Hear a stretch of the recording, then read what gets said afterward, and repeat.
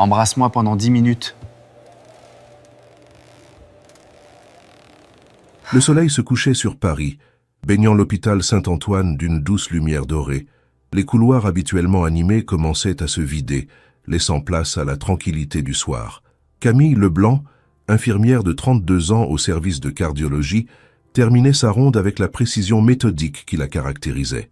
Ses collègues admiraient sa rigueur professionnelle, son dévouement envers ses patients, mais peu connaissaient les sacrifices qu'elle avait dû faire pour en arriver là. Mère célibataire d'une petite fille de 8 ans, elle jonglait entre son métier exigeant et sa vie de famille, ne s'accordant que rarement un moment pour elle-même. Ce soir-là, alors qu'elle vérifiait les constantes du dernier patient de sa liste, l'agitation inhabituelle à l'entrée du service attira son attention. Des hommes en costume sombre parlaient à voix basse dans leurs oreillettes, scrutant les alentours avec vigilance.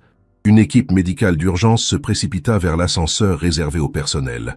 Le docteur Moreau, chef du service de cardiologie, habituellement si calme, semblait nerveux, ajustant sa cravate, tout en consultant frénétiquement son téléphone. « Camille, j'ai besoin de toi immédiatement », lança-t-il en l'apercevant. « Nous avons une admission spéciale, chambre 712. Je veux que tu t'en occupes personnellement. Discrétion absolue. » Intriguée, Camille suivit son supérieur jusqu'à la chambre en question, située dans l'aile privée de l'hôpital, celle réservée aux patients fortunés ou aux personnalités. À mesure qu'ils avançaient, la présence de gardes du corps postés à différents points stratégiques du couloir confirmait que ce n'était pas un patient ordinaire. Cher lecteur, si vous appréciez le début de cette histoire, n'hésitez pas à laisser un j'aime et à vous abonner à la chaîne pour ne manquer aucune de mes créations. Que pensez-vous qu'il va se passer lorsque Camille rencontrera ce mystérieux patient? Partagez vos théories en commentaire. Le docteur Moreau s'arrêta devant la porte de la chambre 712 et baissa la voix. Le patient est Alexandre Dufresne. Camille sentit son cœur manquer un battement. Alexandre Dufresne, le magnate de la tech française, fondateur de Next Gen Technologies, l'une des entreprises les plus puissantes d'Europe. Sa fortune était estimée à plusieurs milliards d'euros, et sa réputation d'homme impitoyable en affaires n'avait d'égal que celle de ses nombreuses conquêtes amoureuses, étalées dans la presse à scandale. Il a fait un malaise pendant une réunion du conseil d'administration cet après-midi, poursuivit le docteur Moreau. Les premiers examens suggèrent une arythmie cardiaque, possiblement liée au stress. Nous devons le garder en observation pendant au moins 48 heures, mais il refuse catégoriquement de rester. J'ai besoin que tu utilises ton talent particulier avec les patients difficiles. Camille hocha la tête, résignée. Elle avait la réputation de savoir gérer les patients les plus récalcitrants, ceux que les autres membres du personnel préféraient éviter. Son secret, une patience à toute épreuve et une honnêteté désarmante. Lorsqu'elle entra dans la chambre, la première chose qu'elle remarqua fut l'homme debout près de la fenêtre, contemplant la vue sur Paris. Grand, les épaules larges, il portait un costume sur mesure qui, malgré les événements de la journée, semblait encore parfaitement ajusté. Ses cheveux noirs, légèrement argentés sur les tempes, étaient recoiffés avec une précision militaire. Il se retourna en entendant la porte se fermer, et Camille fut frappée par l'intensité de son regard bleu acier. « Je vous ai déjà dit que je partais dans 1 heure, dès que mon médecin personnel arrive », lança-t-il sans préambule, sa voix grave et autoritaire résonnant dans la pièce. « Je n'ai pas de temps à perdre ici. » Camille consulta le dossier médical qu'elle tenait en main. « Monsieur Dufresne, je suis Camille Leblanc, votre infirmière pour ce soir. D'après vos résultats, votre cœur a connu une irrégularité préoccupante. Le protocole exige... » « Je me fiche du protocole, » coupa-t-il sèchement. « J'ai une entreprise à diriger et une conférence de presse demain matin. Chaque minute que je passe ici me coûte plus que votre salaire annuel. » Camille avait l'habitude des patients arrogants, mais quelque chose dans l'attitude de cet homme la poussa à sortir de sa réserve professionnelle habituelle. « Votre argent ne vous servira à rien si vous êtes mort, monsieur Dufresne, » répliqua-t-elle avec un calme délibéré. « Et si vous pensez qu'une arythmie cardiaque n'est pas sérieuse, je vous invite à observer les patients de l'unité de soins intensifs qui ont ignoré les mêmes symptômes. » Un silence surpris s'abattit sur la pièce. Alexandre Dufresne la dévisagea, visiblement peu habitué à être contredit. Puis, contre toute attente, un léger sourire apparut sur ses lèvres. « Vous êtes la première personne aujourd'hui qui ose me parler ainsi, » dit-il, une lueur d'intérêt s'allumant dans son regard. « Comment vous appelez-vous déjà ?»« Camille. Camille Leblanc. » Il s'approcha d'elle, envahissant délibérément son espace personnel, une tactique qu'il utilisait souvent en négociation pour déstabiliser ses adversaires. « Eh bien, Camille Leblanc, j'ai une proposition pour vous. » La façon dont il prononça son nom, avec une inflexion presque intime, provoqua un frisson involontaire le long de la colonne vertébrale de Camille. Elle maintint néanmoins son regard, refusant de se laisser intimider. « Je ne suis pas intéressé par vos propositions, monsieur Dufresne. Je suis ici pour m'assurer que vous suivez les recommandations médicales nécessaires à votre rétablissement. » Il inclina légèrement la tête, l'observant avec une curiosité nouvelle. « Vous savez qui je suis ? Un patient qui a besoin de soins médicaux, » répondit-elle simplement. Cette fois, Alexandre laissa échapper un rire bref. « Intéressant. Très bien, mademoiselle Leblanc. Voici ma proposition. Embrasse-moi pendant 10 minutes. » Camille cligna des yeux, certaine d'avoir mal entendu. « Pardon ? Embrasse-moi pendant 10 minutes, » répéta-t-il avec assurance, « et je resterai à l'hôpital aussi longtemps que les médecins le jugeront nécessaire. » L'absurdité de la demande la laissa momentanément sans voix. Était-ce une plaisanterie, une tentative de la provoquer, ou simplement le caprice d'un homme habitué à obtenir tout ce qu'il désire? « C'est totalement inapproprié, » finit-elle par articuler, retrouvant sa contenance. « Et cela constitue du harcèlement sexuel, monsieur Dufresne. » Alexandre haussa les épaules avec une nonchalance étudiée. « Appelez cela comme vous voulez. Ma proposition reste la même. 10 minutes de votre temps contre ma coopération totale. Pensez à tous ces patients que vous pourriez aider si vous n'aviez pas à vous battre constamment avec moi. »« Vous êtes impossible, » soupira-t-elle. « On me le dit souvent, » acquiesça-t-il avec un sourire énigmatique. « Alors, qu'en dites-vous? 10 minutes maintenant ou des heures de conflit dans les jours à venir ?» Camille le fixa, stupéfaite par son audace. Elle devrait sortir immédiatement et signaler son comportement. Mais quelque chose dans son regard la retint.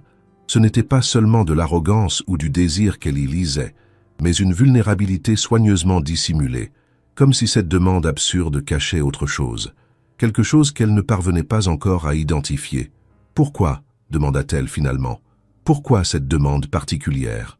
Pour la première fois, Alexandre sembla pris au dépourvu par sa question. Il détourna brièvement le regard vers la fenêtre, où les lumières de Paris commençaient à scintiller dans la pénombre grandissante. « Parce que depuis mon malaise, je n'arrive plus à respirer correctement, » admit-il finalement, sa voix perdant son assurance habituelle. « Et la seule chose que mon médecin m'a dite avant que je ne perde conscience était de compter jusqu'à 10. 10 minutes, 10 respirations. J'ai besoin de quelque chose qui m'oblige à ralentir, qui m'empêche de parler, de donner des ordres, de penser à l'entreprise. » La sincérité inattendue de sa réponse déstabilisa Camille. Elle connaissait ce phénomène.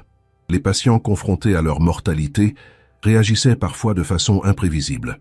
Certains se tournaient vers la spiritualité, d'autres faisaient des demandes extravagantes, cherchant désespérément à reprendre le contrôle de leur vie. « Il y a d'autres moyens de vous faire ralentir, » suggéra-t-elle doucement. « La méditation, des exercices de respiration, j'ai essayé, » coupa-t-il avec impatience. « Ça ne fonctionne pas pour moi. Mon esprit continue de tourner à 1000 à l'heure. J'ai besoin de quelque chose de radical. » Camille l'étudia attentivement. Au-delà de son apparence soignée, elle distinguait maintenant les signes de fatigue extrême, les légères cernes sous ses yeux, la tension dans sa mâchoire, la pâleur subtile de son teint. « Si j'acceptais, et je dis bien si, ce serait uniquement dans un cadre thérapeutique, » précisa-t-elle, surprise par ses propres paroles, « et j'aurais besoin de garanties écrites concernant votre séjour à l'hôpital. » Une lueur de triomphe passa dans le regard d'Alexandre. Marché conclu. Il s'approcha de son bureau, saisit un stylo et griffonna quelque chose sur une feuille de papier. « Voici mon engagement signé à rester à l'hôpital aussi longtemps que l'équipe médicale le jugera nécessaire, à condition que vous respectiez votre part du marché. » Camille prit le papier, incrédule face à la tournure surréaliste des événements.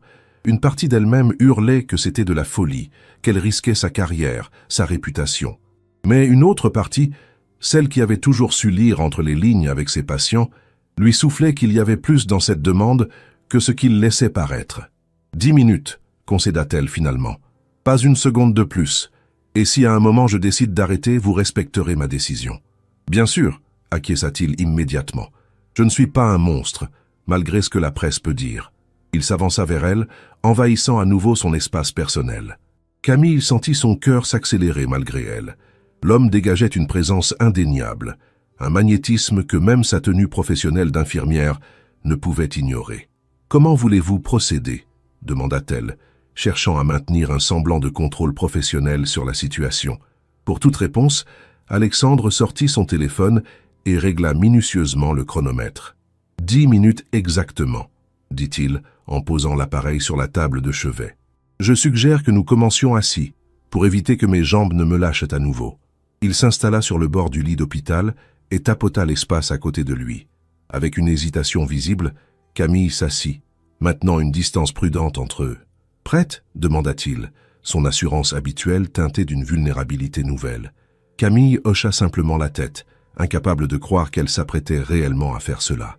Pour un patient, pour la médecine, pour rien d'autre, se répétait-elle. Alexandre lança le chronomètre et se pencha vers elle. Leurs lèvres se rencontrèrent avec une douceur surprenante, contrastant avec l'arrogance qu'il avait affichée jusqu'alors. Camille s'était attendue à quelque chose de dominant, de possessif, mais son baiser était presque respectueux, exploratoire. Les premières secondes furent empreintes d'une maladresse inattendue, comme si, malgré toute son assurance, Alexandre Dufresne était aussi déstabilisé qu'elle par la situation. Puis, progressivement, leurs respirations s'harmonisèrent. Camille sentit les battements frénétiques du cœur d'Alexandre ralentir contre sa poitrine, sa respiration devenir plus profonde, plus régulière. Ce qui avait commencé comme un arrangement clinique se transforma subtilement.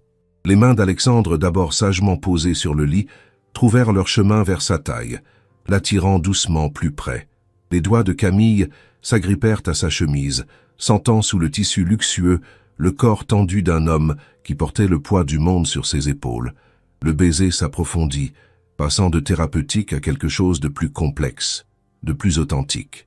Chaque mouvement semblait ralentir le temps, créant une bulle où n'existait plus ni l'hôpital, ni leurs rôles respectifs, ni le monde extérieur avec ses exigences et ses jugements. Une éternité plus tard, ou était-ce seulement quelques minutes, la sonnerie du chronomètre les ramena brutalement à la réalité. Ils se séparèrent, tous deux visiblement désorientés, comme tirés d'un rêve partagé. Camille fut la première à retrouver sa contenance, lissant sa blouse froissée et se levant précipitamment. « Voilà, 10 minutes, » dit-elle, sa voix plus rauque qu'elle ne l'aurait souhaité. « J'attends de vous que vous respectiez votre engagement, monsieur Dufresne. » Alexandre la regardait avec une expression indéchiffrable, son assurance habituelle momentanément ébranlée. « Je suis un homme de parole, » murmura-t-il finalement. Camille hocha la tête, incapable d'ajouter quoi que ce soit. Elle se dirigea vers la porte, ses jambes curieusement instables. « Camille » appela-t-il juste avant qu'elle ne sorte. Elle se figea, la main sur la poignée, sans se retourner. « Merci » dit-il simplement.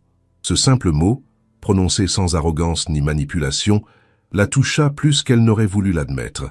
Sans répondre, elle quitta la chambre, refermant doucement la porte derrière elle. Dans le couloir, elle s'adossa au mur, tentant de reprendre ses esprits. Qu'avait-elle fait?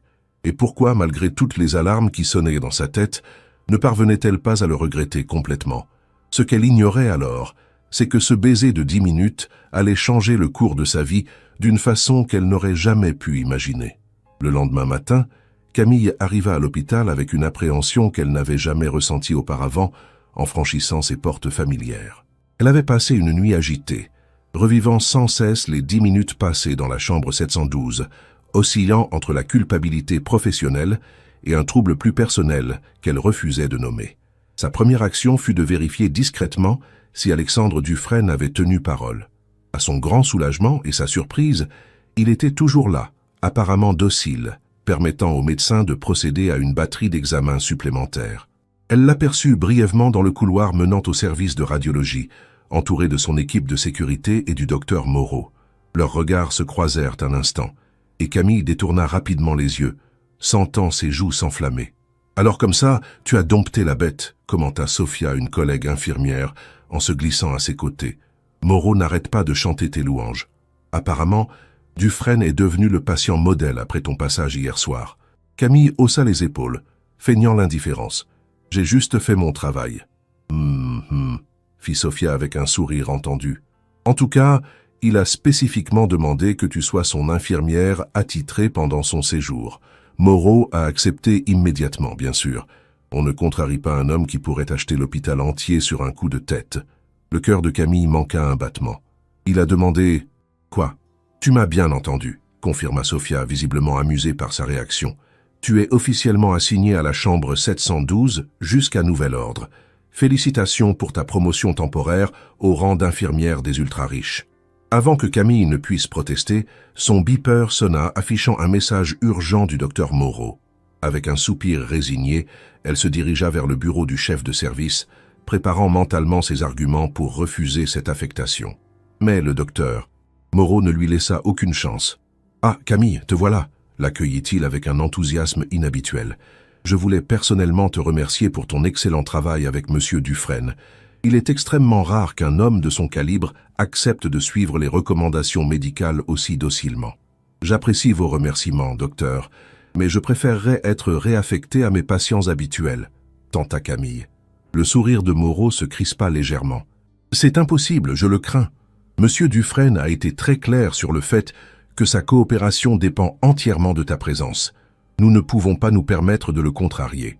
Avec tout le respect que je vous dois, mon rôle est de soigner des patients, pas de satisfaire les caprices d'un milliardaire, insista-t-elle. Le docteur Moreau se pencha en avant, baissant la voix. Écoute, Camille, je vais être franc. Alexandre Dufresne n'est pas seulement un patient fortuné, c'est aussi l'un des principaux donateurs potentiels pour notre nouveau centre de cardiologie pédiatrique. S'il est satisfait de son séjour ici, cela pourrait se traduire par un don de plusieurs millions d'euros. Camille sentit le poids de la responsabilité s'abattre sur ses épaules. Le centre pédiatrique était un projet crucial pour l'hôpital, un service dont des centaines d'enfants pourraient bénéficier. Comment pouvait-elle mettre cela en péril pour son confort personnel? « Je comprends, » céda-t-elle finalement, « mais j'ai des conditions. » Le soulagement visible sur le visage du docteur Moreau fut de courte durée. Lesquelles? Premièrement, je continue à superviser les soins de mes patients actuels. Deuxièmement, je ne serai pas seul avec Monsieur Dufresne plus que nécessaire. Et troisièmement, à la moindre remarque ou comportement inapproprié de sa part, je serai immédiatement relevé de cette mission. Le docteur Moreau hésita, puis acquiesça lentement. C'est acceptable. Mais fais de ton mieux pour le garder coopératif. Avec ces instructions ambiguës résonnant dans son esprit, Camille quitta le bureau, son malaise grandissant à chaque pas qui la rapprochait de la chambre 712. Que dirait-elle à Alexandre? Comment devrait-elle se comporter après ce qui s'était passé? Lorsqu'elle entra finalement dans la chambre, elle fut surprise de la trouver vide de toute présence humaine, mais transformée. Des dizaines de bouquets de fleurs ornaient chaque surface disponible, emplissant l'espace d'un parfum enivrant. Sur le lit soigneusement fait reposait une simple enveloppe blanche portant son nom. Intriguée, Camille l'ouvrit et en sortit une note manuscrite. « Chère Camille, je suis momentanément absent pour des examens médicaux, comme promis. J'espère que les fleurs adouciront l'atmosphère médicale de cette chambre. Elles m'ont fait penser à vous, diverses, vibrantes et étonnamment résistantes malgré leur apparente délicatesse. J'ai une seconde proposition à vous faire, mais cette fois, je préfère vous l'exposer en personne. Sachez simplement qu'elle n'implique aucun contact physique non désiré et pourrait bénéficier à bien plus de personnes que vous et moi. En attendant notre prochaine rencontre, Alexandre Dufresne. » Camille relut la note 2 fois, incertaine de ce qu'elle devait en penser. L'analogie avec les fleurs était à la fois flatteuse et légèrement condescendante. Et quelle pouvait être cette nouvelle proposition? Une partie d'elle-même, celle qui avait toujours privilégié la prudence, lui conseillait de déchirer la note et de demander immédiatement à être relevée de cette mission. Mais une autre partie, celle qui l'avait poussée à accepter l'étrange marché la veille, était indéniablement curieuse. Elle fut tirée de ses réflexions par l'arrivée d'Alexandre, poussé en fauteuil roulant par un aide-soignant malgré ses protestations visibles. « Je vous assure que je peux marcher », insistait-il avec irritation. « Cette procédure est ridicule. C'est le protocole standard après une échographie cardiaque, monsieur Dufresne, » répliqua l'aide-soignant avec une patience professionnelle. « Ah, bonjour Camille. Je te le confie. » Dès que la porte se referma derrière l'aide-soignant, Alexandre se leva du fauteuil, avec une agilité qui contredisait son statut de patient cardiaque. « Enfin, » soupira-t-il, « je commence à comprendre pourquoi les gens détestent les hôpitaux. On y est traité comme des enfants incapables. Les protocoles existent pour une raison, » répondit Camille, adoptant délibérément un ton neutre et professionnel. « Je vois que vous avez redécoré la chambre, ajouta-t-elle, désignant les nombreux bouquets. Vous avez lu ma note, constata-t-il, l'observant avec une intensité qui la mettait mal à l'aise. Oui, et je dois vous dire, monsieur Dufresne, que je ne suis pas intéressé par d'autres arrangements. Alexandre sourit, visiblement amusé par sa présomption. Ne vous inquiétez pas, ma proposition est strictement professionnelle cette fois. Il s'assit sur le bord du lit, lui faisant signe de prendre place dans le fauteuil face à lui. Je vous en prie, asseyez-vous. Ce que j'ai à vous dire pourrait prendre un moment. Avec réticence, Camille s'assit, maintenant une posture rigide qui exprimait clairement sa méfiance. Les médecins m'ont confirmé ce matin que j'ai effectivement un problème cardiaque, commença Alexandre sans préambule. Apparemment, des années de stress, de mauvaise alimentation et de manque de sommeil ont endommagé mon cœur plus que je ne le pensais. Ils recommandent une intervention chirurgicale dans les semaines à venir, suivie d'une période de convalescence et d'un changement radical de mode de vie. Il prononça ces mots avec un détachement clinique, comme s'il parlait d'un rapport financier décevant plutôt que de sa propre santé. Mais Camille, habituée à lire entre les lignes avec ses patients, percevait la peur soigneusement dissimulée derrière ce masque d'indifférence. « Je suis désolée d'apprendre cela », dit-elle sincèrement. « Mais avec le traitement approprié et les changements de style de vie recommandés, les perspectives sont généralement bonnes. » C'est ce qu'ils disent, oui, acquiesça-t-il distraitement. Mais voilà le problème. Je n'ai personne pour m'accompagner dans cette période de convalescence. Ma vie se résume à mon travail. Mes assistants sont payés pour gérer mon emploi du temps, pas pour s'occuper de moi, ma famille. Il s'interrompit, une ombre passant sur son visage. Disons simplement que les relations sont compliquées. Il se leva brusquement et se mit à arpenter la chambre, ses mouvements trahissant une agitation inhabituelle chez cet homme habituellement si maître de lui-même. « Hier soir, pour la première fois depuis des années, j'ai réussi à ralentir, poursuivit-il. À vraiment ralentir. Pas juste physiquement, mais mentalement. Mon esprit, qui tourne habituellement à 1000 à l'heure, s'est enfin apaisé pendant ces 10 minutes. » Camille sentit ses joues s'empourprer au souvenir de leur baiser, mais garda un visage impassible. « Je suis heureuse que cela ait pu vous aider, mais j'ai besoin que vous deveniez mon infirmière personnelle, » l'interrompit-il. « À plein temps, après ma sortie de l'hôpital. Je vous offre un salaire annuel d'1 million d'euros, un appartement dans mon immeuble pour vous et votre fille, et une garantie d'emploi à vie à l'hôpital Saint-Antoine après votre retour, si vous le souhaitez. » Camille le fixa abasourdi. « Comment savez-vous que j'ai une fille ? » « J'ai fait quelques recherches, » admit-il sans la moindre gêne. « Emma, 8 ans, excellente élève malgré sa dyslexie. Vous l'élevez seule depuis que son père est parti quand elle avait 2 ans. Vous jonglez entre votre emploi ici, un second travail le week-end, dans une clinique privée pour joindre les 2 bouts, et vos responsabilités parentales.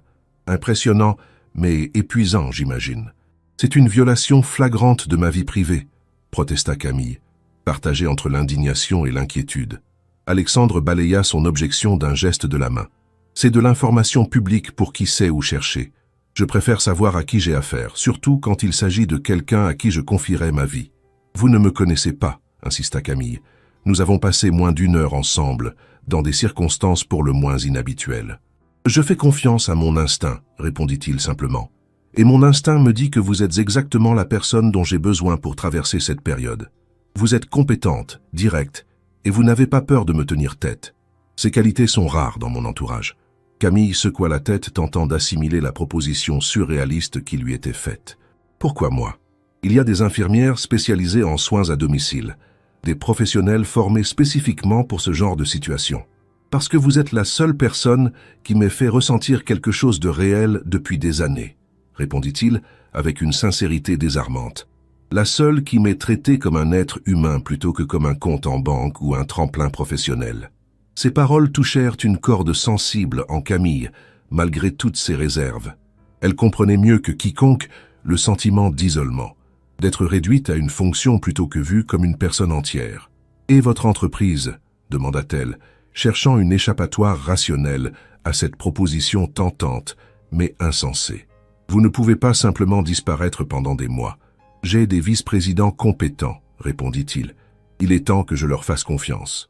Mon médecin m'a clairement fait comprendre que si je continue à ce rythme, je ne verrai pas la fin de l'année. » Un silence pesant s'installa entre eux, rempli de non-dits et de possibilités vertigineuses. Camille sentait qu'elle se tenait au bord d'un précipice, sachant qu'elle devrait faire un choix qui changerait irrémédiablement le cours de sa vie. « Je ne peux pas vous donner une réponse maintenant, » dit-elle finalement. « J'ai besoin de réfléchir, de considérer ce que cela signifierait pour Emma, pour ma carrière. »« Bien sûr, » acquiesça Alexandre, retrouvant instantanément son assurance d'homme d'affaires. « Prenez le temps qu'il vous faut. Ma proposition reste valable jusqu'à ma sortie, prévue la semaine prochaine selon les médecins. » Il s'approcha d'elle, s'arrêtant à une distance respectueuse. « Mais sachez une chose, Camille Leblanc, je n'ai pas l'habitude d'accepter un refus. » Ces paroles auraient pu sembler menaçantes, mais le léger sourire qui les accompagnait leur donnait plutôt une qualité de défi, presque de jeu. Camille se surprit à sourire en retour, malgré elle. « Et moi, monsieur Dufresne, je n'ai pas l'habitude de céder aux menaces voilées, aussi élégamment formulées soient-elles. » Le rire d'Alexandre résonna dans la chambre, chaleureux et sincère. « Je crois que nous allons très bien nous entendre, mademoiselle Leblanc. » Alors qu'elle quittait la chambre 712, Camille sentit que sa vie venait de prendre un tournant décisif. Que sa décision soit d'accepter ou de refuser cette offre extravagante, rien ne serait plus jamais comme avant. Et étrangement, cette pensée était aussi excitante qu'effrayante. Ce qu'elle ne savait pas encore, c'est que sa décision serait précipitée par des événements qu'elle n'aurait jamais pu prévoir, la forçant à faire confiance à un homme qu'elle connaissait à peine, mais qui semblait déjà avoir le pouvoir de bouleverser son monde. Les jours suivants s'écoulèrent dans une étrange routine pour Camille. Elle partageait son temps entre ses patients habituels et Alexandre Dufresne, dont l'état s'améliorait progressivement.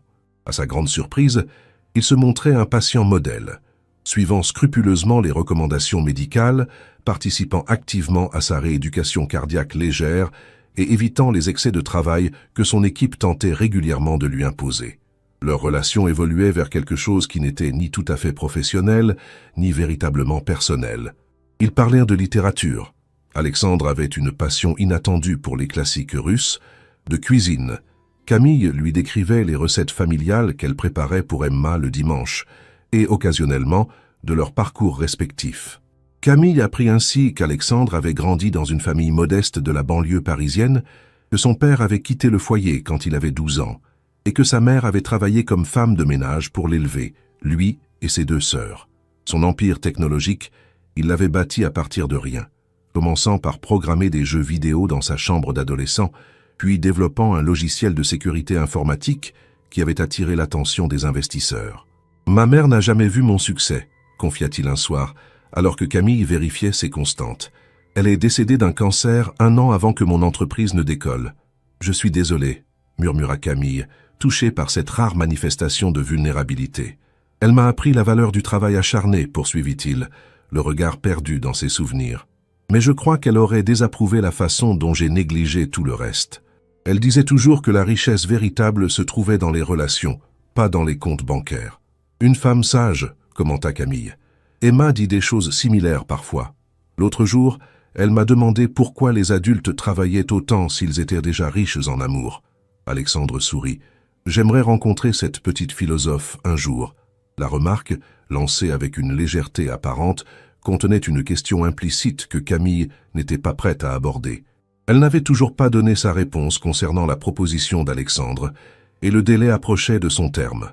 Sa sortie d'hôpital était prévue pour le surlendemain. « Comment va son école ?» demanda Alexandre, changeant habilement de sujet face à son silence. Camille hésita.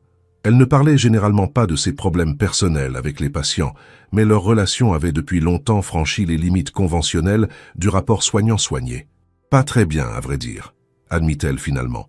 L'école publique qu'elle fréquente manque cruellement de ressources pour les enfants dyslexiques. J'économise pour l'inscrire dans un établissement spécialisé, mais les frais sont... Elle s'interrompit, ne voulant pas sembler en train de solliciter l'aide financière d'Alexandre. « Considérable, j'imagine, » compléta-t-il. « C'est l'une des raisons pour lesquelles ma proposition pourrait vous intéresser. Emma mérite la meilleure éducation possible. » Camille le regarda fixement. « Si vous pensez que vous pouvez acheter ma décision en utilisant ma fille comme levier, ce n'est pas ce que je voulais dire, » l'interrompit-il. « Je constate simplement que ma proposition résoudrait plusieurs problèmes simultanément. Votre situation financière, l'éducation d'Emma et ma santé. C'est ce qu'on appelle en affaires une solution gagnant-gagnant. » Avant que Camille ne puisse répondre, son téléphone sonna.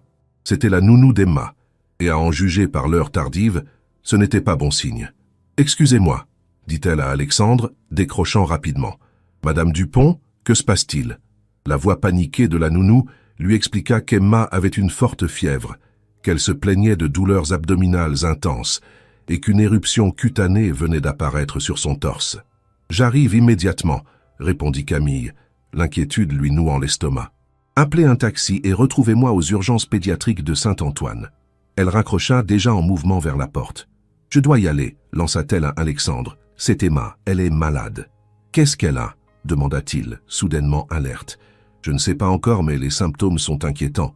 Je dois la voir. »« Bien sûr, allez-y » acquiesça-t-il immédiatement. « Tenez-moi au courant. » Camille fut surprise par la sincérité de son inquiétude, mais n'avait pas le temps de s'y attarder.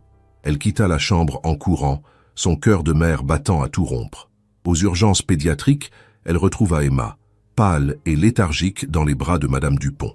Le diagnostic ne tarda pas à tomber. Scarlatine, une infection bactérienne qui nécessitait un traitement immédiat par antibiotiques. L'état d'Emma, aggravé par sa déshydratation, nécessitait une hospitalisation pour surveillance. Les heures suivantes furent un tourbillon de procédures administratives, d'installation dans une chambre et d'inquiétude maternelle. Assise au chevet de sa fille endormie, Camille réalisait à quel point leur équilibre précaire était fragile. Qui s'occuperait d'Emma pendant qu'elle travaillait? Comment gérerait-elle les frais médicaux supplémentaires? Et si son état s'aggravait?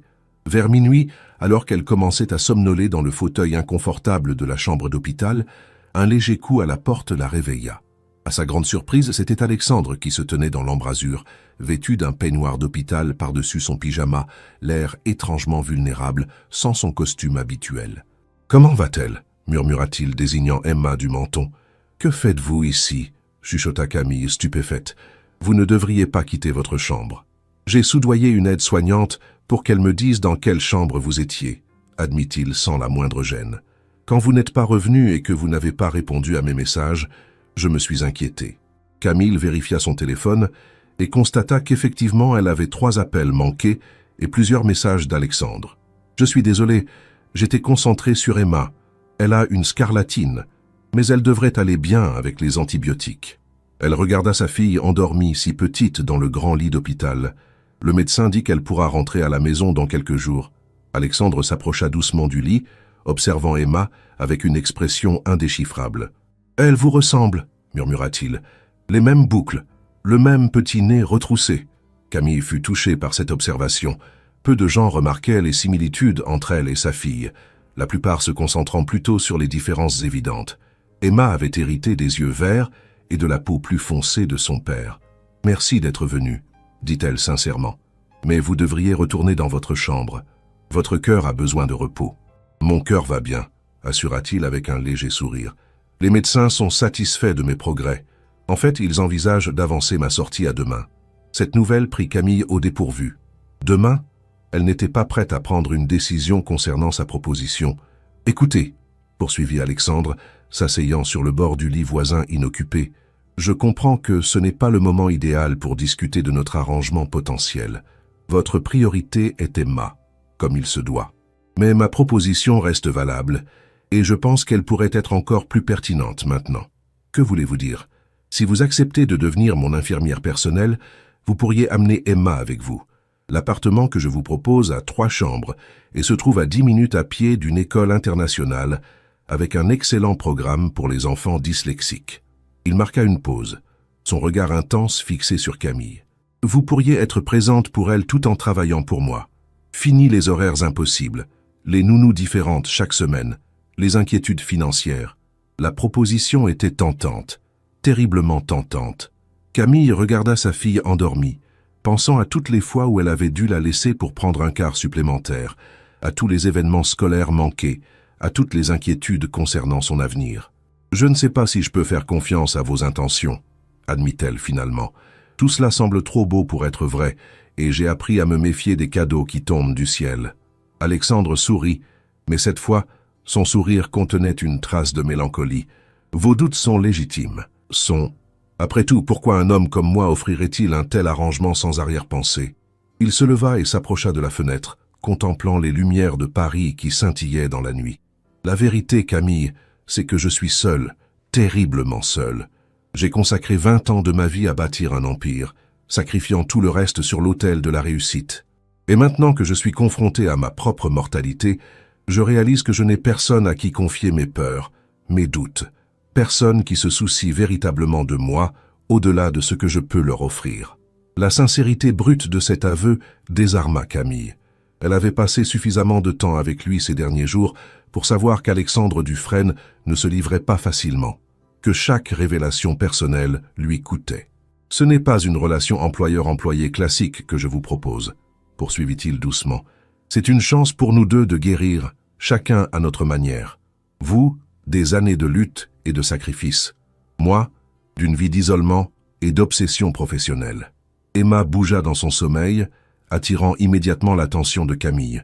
Elle rajusta la couverture sur les épaules de sa fille, caressant doucement ses boucles moites de fièvre. « Je ne peux pas prendre une telle décision maintenant, » murmura-t-elle. « Pas quand Emma est malade, pas quand je suis émotionnellement vulnérable. » Alexandre acquiesça, respectant sa réticence. « Je comprends. Mais sachez que mon offre n'a pas de date d'expiration. » Il se dirigea vers la porte puis se retourna. « Je vais vous laisser maintenant. Mais avant, j'ai une faveur à vous demander. »« Laquelle ?» demanda Camille, méfiante. « Un autre baiser de 10 minutes, dit-il simplement. Voyant son expression se durcir, il leva une main en signe d'apaisement. « Pas maintenant, pas ici. Une promesse pour l'avenir. Si vous décidez d'accepter ma proposition, j'aimerais commencer notre arrangement comme nous l'avons commencé à l'hôpital.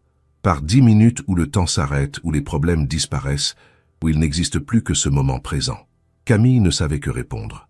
Une partie d'elle était offensée par cette demande qui semblait réduire leur relation potentielle à quelque chose de physique. Mais une autre partie, plus profonde, comprenait ce qu'il cherchait vraiment. Non pas du désir, mais une connexion, un moment d'authenticité dans une vie dominée par les masques et les rôles. « Nous verrons », dit-elle finalement. Ni un oui, ni un non, mais une possibilité laissée ouverte. Alexandre sourit, semblant comprendre tout ce qui se cachait derrière ces deux simples mots. « Nous verrons », répéta-t-il doucement. « Prenez soin d'Emma, et de vous-même, Camille. » Il quitta la chambre aussi discrètement qu'il était venu, laissant derrière lui un parfum de possibilités et de questions sans réponse. Camille resta éveillée longtemps après son départ, son esprit oscillant entre la prudence et l'espoir, entre la peur du changement et le désir d'une vie meilleure pour Emma et elle-même. Ce qu'elle ne savait pas encore, c'est que le destin avait déjà commencé à tisser sa toile, entrelaçant son avenir avec celui d'Alexandre d'une façon qu'elle n'aurait jamais pu imaginer. Le lendemain matin, elle fut réveillée par une infirmière qui lui apportait un café et une enveloppe. « C'est de la part de Monsieur Dufresne », expliqua la jeune femme. « Il a quitté l'hôpital à l'aube, mais il a insisté pour que ceci vous soit remis en main propre. » Camille ouvrit l'enveloppe avec appréhension, s'attendant à un nouveau plaidoyer pour qu'elle accepte sa proposition. À la place, elle trouva un chèque au montant astronomique et une simple note pour les frais médicaux d'Emma et son inscription à l'École internationale de Paris.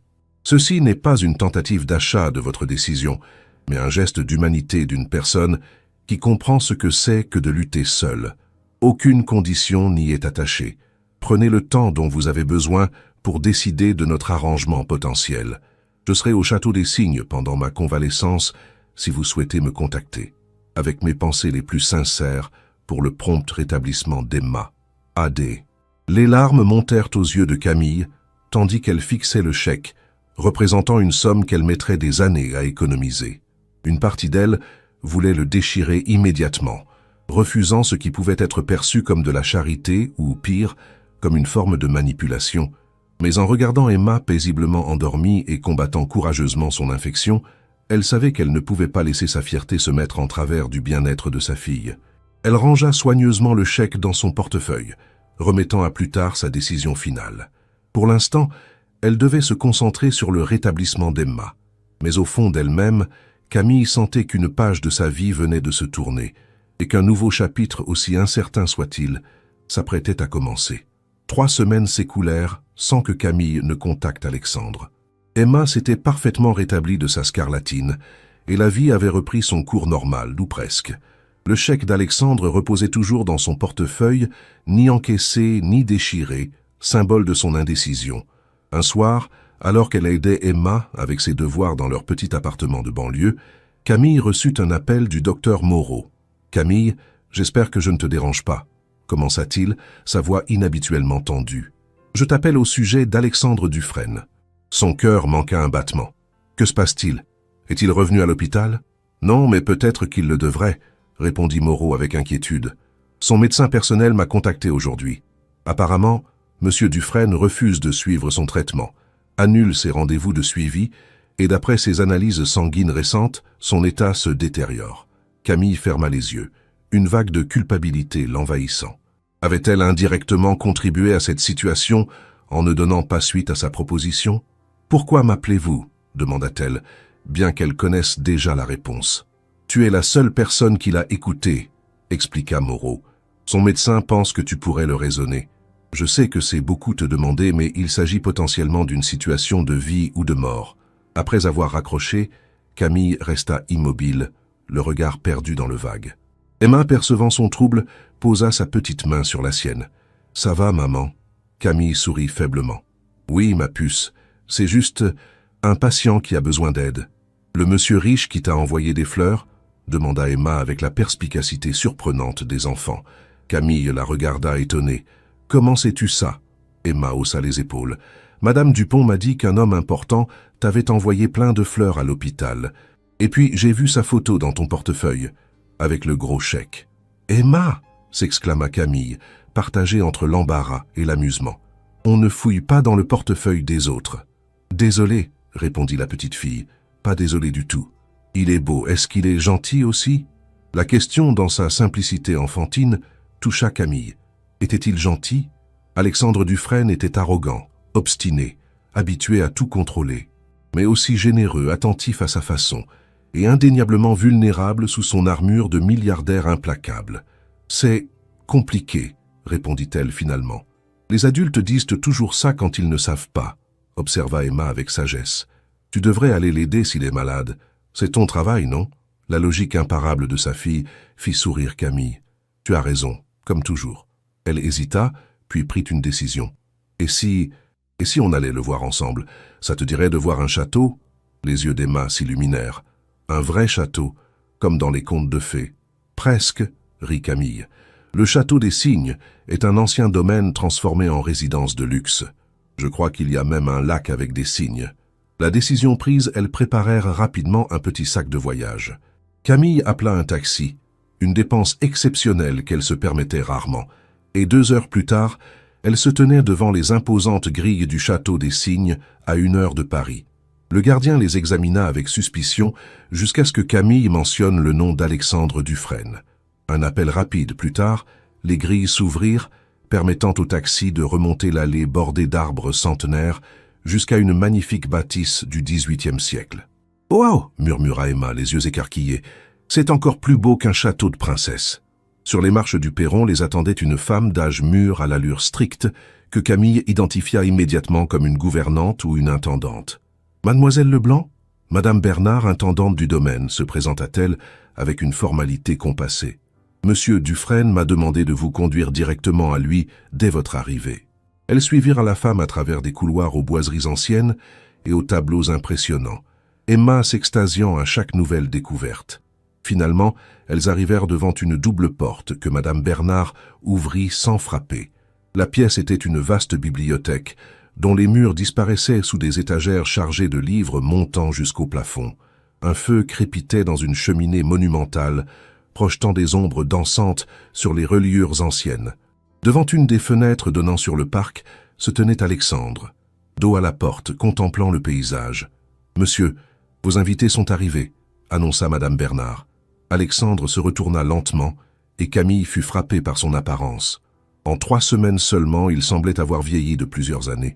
Son visage était émacié, ses traits tirés, et les cernes sous ses yeux témoignaient de nuits sans sommeil.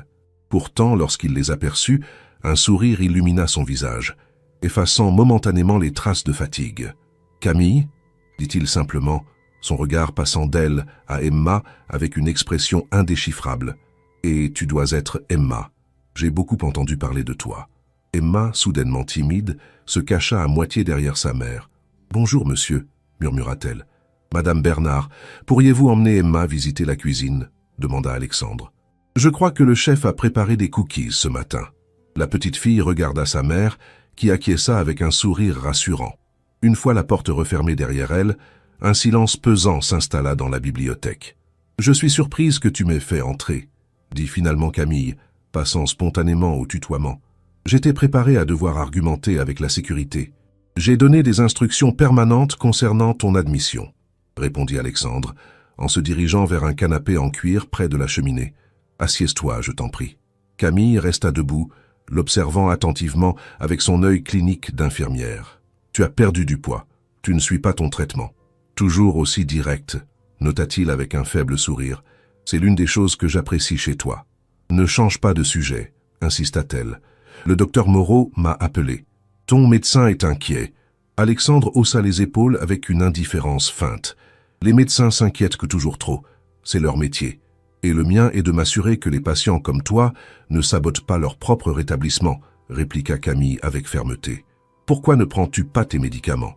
Pourquoi annules-tu tes rendez-vous » Il la fixa un instant, puis soupira profondément. « Parce que ça ne sert à rien. Les médicaments me rendent léthargique, incapable de travailler efficacement. Les rendez-vous sont une perte de temps. Ils me répètent toujours la même chose. Ralentir, déléguer, me reposer.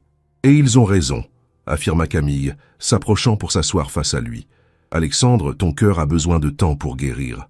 Tu ne peux pas continuer comme avant. »« Pourquoi pas ?» demanda-t-il avec une soudaine amertume. « Pourquoi devrais-je guérir exactement? Pour retourner dans un bureau vide? Pour continuer à accumuler des milliards dont je ne sais que faire? Pour mourir seul dans 20 ans au lieu de 5 ?» La dureté de ses paroles frappa Camille. Derrière la façade du magnate impitoyable se cachait un homme profondément seul, confronté à la vacuité de son existence. « Tu n'es pas obligé d'être seul, » dit-elle doucement. « Non ?» Il la regarda avec intensité. « Alors pourquoi n'as-tu pas encaissé mon chèque? Pourquoi n'as-tu pas accepté ma proposition? Pourquoi a-t-il fallu qu'un médecin inquiet te pousse à venir me voir ?»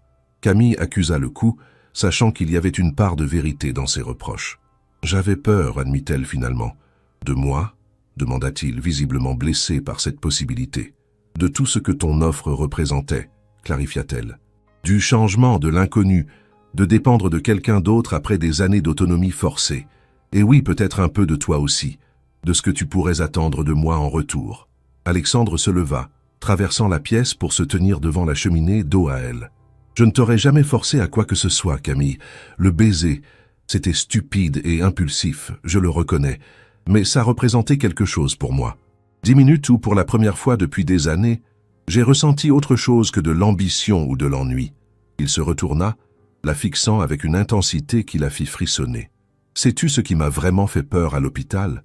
Ce n'était pas la mort, c'était la perspective de ne jamais avoir vécu, de mourir sans avoir jamais rien ressenti d'authentique. » Camille se leva à son tour, s'approchant de lui. « Et maintenant, tu préfères abandonner plutôt que de lutter? »« Je suis fatigué de lutter, » murmura-t-il. « Toute ma vie n'a été qu'une longue bataille, contre la pauvreté d'abord, puis contre les concurrents, les marchés, le temps lui-même. » Sans réfléchir, Camille posa sa main sur son bras. « Alors arrête de lutter seul. Accepte l'aide qu'on te propose. » Le regard d'Alexandre passa de sa main à son visage, une lueur d'espoir traversant ses yeux fatigués. « Est-ce que cela signifie que tu acceptes ma proposition ?» Camille prit une profonde inspiration. Le moment de vérité était arrivé, celui où elle devait faire un choix qui changerait irrémédiablement le cours de sa vie et celui d'Emma. « J'accepte, mais à mes conditions, » répondit-elle fermement. « Premièrement, c'est une relation strictement professionnelle. Je serai ton infirmière, pas plus. Deuxièmement, Emma et moi garderons notre indépendance. Nous vivrons dans l'appartement que tu proposes, mais nos vies nous appartiennent. Troisièmement, tu suivras scrupuleusement mes consignes médicales, sans discussion. » Alexandre l'observa longuement, puis un lent sourire se dessina sur ses lèvres. Et le baiser de 10 minutes. Camille leva les yeux au ciel, mais ne put s'empêcher de sourire à son tour. « Tu es impossible. »« On me le dit souvent, » répéta-t-il, reprenant leurs paroles échangées à l'hôpital. Puis redevenant sérieux, « J'accepte tes conditions, Camille. Toutes, y compris l'absence de baiser thérapeutique. » Quelque chose dans la façon dont il prononça ces derniers mots fit battre le cœur de Camille un peu plus vite. Elle s'efforça de maintenir une expression professionnelle, mais une part d'elle-même ne pouvait nier l'attraction qu'elle ressentait pour cet homme complexe. « Bien, dit-elle, retrouvant sa contenance. Dans ce cas, nous commençons immédiatement. Où sont tes médicaments? Alexandre désigna un tiroir du bureau. Là, la plupart sont intacts. Camille alla les chercher, examinant les prescriptions avec son expertise d'infirmière. Tu as manqué plusieurs doses. Nous allons devoir rattraper progressivement. Tandis qu'elle organisait méthodiquement les médicaments, la porte de la bibliothèque s'ouvrit sur Emma, le visage barbouillé de chocolat et les yeux brillants d'excitation. « Maman, il y a des cygnes sur le lac et des poneys dans l'écurie, et Madame Bernard dit que je peux nourrir les cygnes si tu es d'accord. » Camille sourit tendrement face à l'enthousiasme de sa fille. « Nous verrons ça demain, ma puce. Il est tard maintenant, et nous devons rentrer à Paris. » Oh! La déception se peignit sur le visage d'Emma. « Vous pourriez rester ici cette nuit, » proposa Alexandre, surprenant Camille. Le château a une dizaine de chambres d'amis, et il est tard pour reprendre la route avec une enfant. Camille hésita, puis, voyant le regard suppliant d'Emma, acquiesça. « D'accord, mais juste pour cette nuit. Demain, nous parlerons des arrangements pratiques pour notre nouvelle situation. » Plus tard, après avoir bordé Emma dans une chambre qui aurait pu accueillir une princesse, Camille se retrouva sur la terrasse du château, contemplant le parc baigné par la lumière de la lune. Elle sentit Alexandre approcher avant même de l'entendre. « Elle s'est endormie ?» demanda-t-il en s'accoudant à la balustrade à côté d'elle. « Immédiatement », confirma Camille avec un sourire. L'excitation de la journée l'a épuisée. Ils restèrent silencieux un moment, absorbant la beauté paisible de la nuit. « Merci, dit finalement Alexandre, pour être venu, pour avoir accepté, pour m'avoir donné une raison de continuer. » Camille tourna la tête vers lui, surprise par la sincérité brute de ses paroles. « Ne me remercie pas encore. Je vais être une infirmière exigeante, tu sais. » Il sourit, et pour la première fois depuis qu'elle le connaissait, son sourire atteignit ses yeux, y allumant une étincelle de vie qui avait été absente jusqu'alors. J'y compte bien. Dans le silence qui suivit, Camille sentit qu'un nouveau chapitre de sa vie commençait.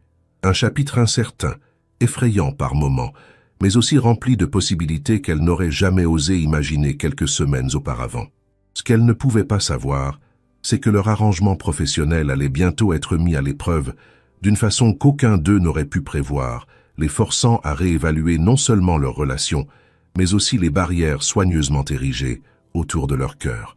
Les 2 mois suivants établirent une nouvelle normalité pour Camille, Emma et Alexandre. Conformément à leur accord, elles s'installèrent dans un élégant appartement du 16e arrondissement de Paris, à 10 minutes à pied de l'école internationale où Emma fut immédiatement admise. L'enfant s'y épanouit rapidement, bénéficiant du programme spécialisé pour les élèves dyslexiques et se faisant des amis parmi ses camarades cosmopolites. Camille partageait son temps entre l'appartement parisien et le château des Cygnes, où Alexandre poursuivait sa convalescence sous sa supervision stricte mais bienveillante. À sa grande surprise, il se révéla être un patient relativement docile, suivant son traitement sans trop protester et acceptant progressivement les limitations imposées par son état de santé. Leur relation évoluait dans un équilibre délicat, oscillant entre le professionnalisme de leur arrangement initial et une familiarité grandissante qu'aucun d'eux ne reconnaissait ouvertement. Ils dînaient souvent ensemble, discutant de littérature, d'art, de l'école d'Emma, ou simplement des petits événements de la journée. Alexandre semblait particulièrement avide de ces conversations ordinaires, comme s'il rattrapait des années d'interactions humaines authentiques. Un vendredi soir, alors qu'elle s'apprêtait à retourner à Paris pour le week-end, Alexandre lui tendit une enveloppe. « Qu'est-ce que c'est » demanda Camille, curieuse. « Des billets pour le lac des Cygnes au Palais Garnier demain soir, » répondit-il. Emma a mentionné qu'elle n'avait jamais vu de ballet, et celui-ci semblait approprié, étant donné notre lieu de résidence. Camille fut touchée par cette attention. Alexandre avait développé une relation inattendue avec sa fille, lui apportant régulièrement des livres adaptés à sa dyslexie et l'écoutant avec une patience surprenante raconter ses journées d'école. « C'est très gentil, mais je ne peux pas accepter, » dit-elle avec regret. « Je n'ai personne pour garder Emma le soir et c'est un spectacle pour adultes. Les billets sont pour vous deux, » clarifia Alexandre. « Je me suis assuré que c'était une représentation adaptée aux enfants, avec une explication du ballet avant le spectacle. » Camille prit l'enveloppe, émue par sa prévenance. « Merci, Emma sera enchantée. » J'avais pensé... Alexandre hésita, une rare incertitude dans sa voix habituellement assurée. « J'avais pensé vous accompagner, si cela ne te dérange pas. » La proposition prit Camille au dépourvu. En 2 mois, Alexandre n'avait pas quitté le domaine du château des Cygnes, préférant faire venir ses collaborateurs pour les réunions nécessaires. Cette proposition marquait une étape significative dans son rétablissement, mais aussi dans leur relation. « Es-tu sûr d'être prêt pour ça ?» demanda-t-elle, à la fois comme infirmière et comme amie.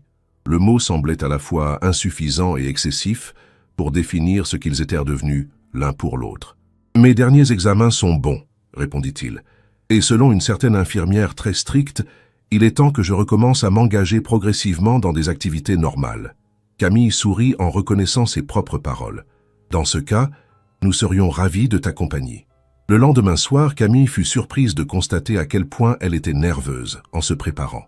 Elle passa plus de temps que d'habitude à choisir sa tenue, optant finalement pour une robe bleu nuit, qu'elle réservait habituellement pour les occasions spéciales. Emma, quant à elle, était surexcitée, tourbillonnant dans l'appartement dans sa nouvelle robe à volants. « Est-ce que c'est un rendez-vous, maman ?» demanda-t-elle innocemment, alors que Camille tressait ses cheveux. « Non, ma puce, » répondit Camille, peut-être trop rapidement. « C'est juste une sortie entre amis. » Emma la regarda avec un scepticisme surprenant pour une enfant de son âge. Madame Dupont dit que quand un monsieur invite une dame au théâtre et s'habille élégamment, c'est un rendez-vous. Eh bien, Madame Dupont devrait se concentrer sur son travail plutôt que sur ma vie privée, marmonna Camille, gênée par la perspicacité de sa fille. À 19h précises, la sonnette de l'appartement retentit. Lorsque Camille ouvrit la porte, elle resta momentanément sans voix. Alexandre se tenait devant elle, vêtu d'un smoking parfaitement coupé qui mettait en valeur sa silhouette athlétique, récemment retrouvée grâce au régime alimentaire et aux exercices de rééducation qu'elle lui avait imposés. Ses cheveux étaient impeccablement coiffés et il tenait à la main un petit bouquet de fleurs. « Tu es magnifique », dit-il simplement, son regard appréciateur la faisant rougir malgré elle. « Merci. Tu n'es pas mal non plus, » répondit-elle, tentant de maintenir un ton léger. Il lui tendit le bouquet, des roses blanches et des myosotis, un choix élégant et discret. « Pour toi. Et ceci ?» ajouta-t-il en sortant une petite boîte de sa poche. « Et pour Emma. » La petite fille, qui observait l'échange avec intérêt depuis le couloir, s'approcha timidement. Alexandre s'accroupit pour se mettre à son niveau, lui offrant la boîte avec une gravité qui la fit glousser. « Pour moi ?» demanda-t-elle, les yeux écarquillés. « Ouvre-la » l'encouragea-t-il. Emma découvrit un délicat bracelet orné d'un petit signe en argent. « Oh, il est comme ceux du lac. »« Exactement » confirma Alexandre en l'aidant à l'attacher à son poignet. « Maintenant, tu auras toujours un signe avec toi, même loin du château. » L'attention toucha Camille profondément. Le cadeau était précieux sans être extravagant, parfaitement adapté à une enfant de 8 ans et démontrait une compréhension de la personnalité d'Emma qui témoignait de l'intérêt sincère qu'Alexandre portait à sa fille. La soirée fut magique. Une limousine les conduisit au palais Garnier, où ils furent accueillis comme des invités d'honneur, le nom Dufresne ouvrant toutes les portes.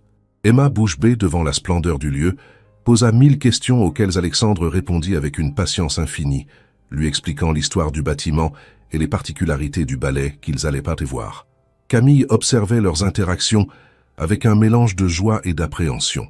Voir sa fille s'attacher à Alexandre était à la fois merveilleux et effrayant. Que se passerait-il lorsque leur arrangement prendrait fin? Comment Emma gérerait-elle cette nouvelle perte, dans sa vie déjà marquée par l'abandon de son père? Le ballet lui-même fut éblouissant, et même Emma, malgré son jeune âge, resta captivée par la grâce des danseurs et la beauté de la musique de Tchaïkovski. Assise entre sa mère et Alexandre dans la loge privée, elle commentait chaque scène avec un enthousiasme que les adultes autour d'elle trouvaient attendrissant. À l'entracte, alors qu'Emma était accompagnée aux toilettes par une employée du théâtre, Camille se retrouva seule avec Alexandre pour la première fois de la soirée. « Elle est extraordinaire », commenta-t-il, regardant dans la direction où Emma avait disparu. « Si vive d'esprit, si curieuse, tu as fait un travail remarquable, Camille. »« Merci », répondit-elle, sincèrement touchée par le compliment. « Ce n'a pas toujours été facile, mais elle est ma plus grande fierté. »« Son père ne sait pas ce qu'il manque, » dit doucement Alexandre, une pointe de colère contenue dans sa voix. Camille fut surprise par cette remarque. Il n'avait jamais discuté du père d'Emma, un sujet qu'elle évitait généralement. « Comment sais-tu qu'il n'est pas présent dans sa vie ?» Alexandre eut l'air momentanément embarrassé. « Tu avais mentionné élever Emma seule, et j'ai peut-être fait quelques recherches supplémentaires. »« Tu as enquêté sur moi ?» demanda Camille, partagée entre l'indignation et une étrange forme de curiosité. « Pas exactement, » se défendit-il. « J'ai simplement demandé à mon équipe de sécurité de vérifier qu'il n'y avait pas de complications potentielles dans votre vie. Des dettes importantes, des problèmes légaux, ce genre de choses. C'est une procédure standard pour les personnes qui travaillent étroitement avec moi. Et qu'ont-ils trouvé ? Demanda-t-elle, tendue. Rien de préoccupant, la rassura-t-il. Juste les détails basiques. Marc Dupont, ingénieur informatique, parti au Canada quand Emma avait 2 ans, aucun contact depuis, aucune pension alimentaire versée, malgré l'ordonnance du tribunal. Camille digéra ces informations avec un malaise croissant. L'idée qu'Alexandre connaisse ces détails intimes de sa vie sans qu'elle les ait partagés volontairement la mettait profondément mal à l'aise. « Je n'apprécie pas que tu aies fouillé dans mon passé, » dit-elle fermement. « Ma vie privée ne te concerne pas, arrangement professionnel ou non. » Alexandre sembla sincèrement contrit. « Tu as raison, et je te présente mes excuses. C'était inapproprié. » Sa contrition sincère apaisa légèrement Camille. Au moins reconnaissait-il avoir franchi une limite. Avant qu'elle ne puisse répondre, Emma revint, bondissant presque d'excitation à l'idée de voir la seconde partie du ballet. Le reste de la soirée se déroula sans incident, et Emma s'endormit dans la limousine sur le chemin du retour, la tête posée sur les genoux de sa mère, un sourire paisible sur son visage fatigué. « Merci pour cette soirée », murmura Camille à Alexandre. « Malgré notre désaccord, c'était vraiment merveilleux. Je suis heureux que vous ayez apprécié, » répondit-il doucement. « Et je tiens à te dire, Camille, que je respecterai désormais ta vie privée. Ce que tu souhaiteras partager avec moi viendra de toi, pas de rapport d'enquête. » Elle hocha la tête, acceptant sa promesse. Puis, après un moment d'hésitation, Marc était brillant, charmant et complètement incapable d'assumer des responsabilités. Quand j'ai découvert ma grossesse, il était enthousiaste au début, plein de projets. Mais quand Emma est née avec des complications de santé nécessitant des soins intensifs pendant les premières semaines, la réalité l'a rattrapé. Il a commencé à s'absenter, d'abord pour quelques heures, puis des jours entiers. Un matin, j'ai trouvé une note, et la moitié de nos économies avaient disparu. Je ne peux pas faire ça. Je suis désolé. C'est tout ce qu'il a laissé. Alexandre l'écouta sans l'interrompre, son visage reflétant une colère contenue. « Comment peut-on abandonner son propre enfant ?» murmura-t-il, plus pour lui-même que pour elle. « Les gens font des choix, » répondit Camille, caressant distraitement les cheveux d'Emma. « Certains choisissent de fuir quand les choses deviennent difficiles. D'autres, » elle leva les yeux vers lui, « d'autres choisissent de se battre, même quand tout semble perdu. » Leurs regards se rencontrèrent dans la pénombre de la limousine, une compréhension silencieuse passant entre eux. Ils avaient tous deux connu l'abandon, la lutte, la résilience nécessaire pour survivre dans un monde qui ne pardonnait pas la faiblesse. « Je ne fuirai pas, Camille, » promit Alexandre, sa voix à peine plus forte qu'un murmure. « Pas cette fois, pas avec vous. » Ces simples mots contenaient une promesse plus profonde que tout ce qu'il aurait pu exprimer autrement. Et Camille sentit quelque chose céder en elle, une barrière soigneusement érigée autour de son cœur pour le protéger des blessures. Lorsqu'ils arrivèrent à l'appartement, Alexandre porta doucement Emma endormie jusqu'à son lit, la déposant avec une tendresse qui serra le cœur de Camille. Il se retira ensuite discrètement, refusant poliment l'offre d'un café, comprenant intuitivement que Camille avait besoin d'espace pour assimiler les événements de la soirée. Sur le pas de la porte, il s'arrêta, hésitant. « Je retourne au château demain. Je me demandais si vous pourriez venir pour le week-end prochain. Tous les deux, bien sûr. Le lac est particulièrement beau en cette saison, et Emma a mentionné qu'elle aimerait revoir les cygnes. » Camille sourit, touchée par sa façon détournée de demander leur présence. « Nous viendrons, » promit-elle. Ce n'est que plus tard, allongée dans son lit, que Camille réalisa pleinement ce qui s'était passé ce soir-là. Malgré toutes ces précautions, malgré les limites professionnelles qu'elle s'était imposées, elle était en train de tomber amoureuse d'Alexandre Dufresne. Cette prise de conscience était aussi terrifiante qu'exhilarante. Ce qu'elle ignorait encore, c'est que cette réalisation coïncidait avec un tournant dans la vie d'Alexandre. Une décision qui allait mettre à l'épreuve leur relation naissante d'une façon qu'elle n'aurait jamais pu imaginer. Le lundi suivant, Camille arriva au château des Cygnes pour trouver une atmosphère inhabituelle. Des voitures inconnues étaient garées devant l'entrée, et Madame Bernard l'accueillit avec une expression préoccupée. « Monsieur Dufresne est en réunion depuis l'aube, » expliqua-t-elle en conduisant Camille vers l'aile est du château. « Il a demandé à ce que vous le rejoigniez dès votre arrivée. » Camille fut conduite à une pièce qu'elle n'avait jamais visitée auparavant. une sorte de salle de conférence modernisée, incongrument installée dans le cadre historique du château. À travers les portes vitrées, elle aperçut Alexandre entouré d'une dizaine de personnes en costume, visiblement en pleine discussion animée.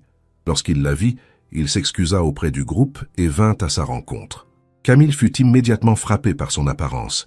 Il semblait énergique, presque fébrile, ses yeux brillants d'une intensité qu'elle ne lui avait pas vue depuis leur rencontre à l'hôpital. « Camille, parfait timing », l'accueillit-il, prenant brièvement sa main. « J'ai besoin de ton avis médical. » Sans lui laisser le temps de répondre, il l'entraîna dans un petit salon adjacent, fermant la porte derrière eux. « Que se passe-t-il » demanda-t-elle, décontenancée par son comportement. « Qui sont toutes ces personnes ?»« Mon équipe de direction et quelques investisseurs clés », répondit Alexandre, arpentant la pièce avec une énergie nerveuse. « Nous discutons d'une opportunité cruciale pour Next Gen Technologies. » Camille l'observa attentivement, notant les signes subtils que seule une infirmière expérimentée ou quelqu'un qui le connaissait intimement pouvait détecter. La légère transpiration à ses tempes, la tension dans sa mâchoire, la façon dont sa main gauche se posait inconsciemment sur sa poitrine. « Tu te surcharges », constata-t-elle, son ton professionnel masquant son inquiétude personnelle. « Ton rythme cardiaque est élevé, n'est-ce pas? As-tu ressenti des palpitations? Des étourdissements ?» Alexandre balaya ses préoccupations d'un geste impatient. « Rien d'inhabituel. Je me sens bien, mieux que depuis des mois. » Ce sentiment d'euphorie peut être trompeur, l'avertit-elle. C'est souvent l'adrénaline qui masque les symptômes sous-jacents. C'est pourquoi j'avais besoin de te voir, admit-il, s'arrêtant finalement pour la regarder directement. Nous sommes sur le point de conclure l'acquisition la plus importante de l'histoire de NextGen, une entreprise américaine spécialisée dans l'intelligence artificielle médicale. C'est révolutionnaire, Camille.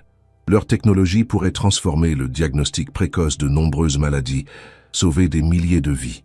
L'enthousiasme dans sa voix était contagieux, et Camille comprit pourquoi il était considéré comme un leader visionnaire dans son domaine.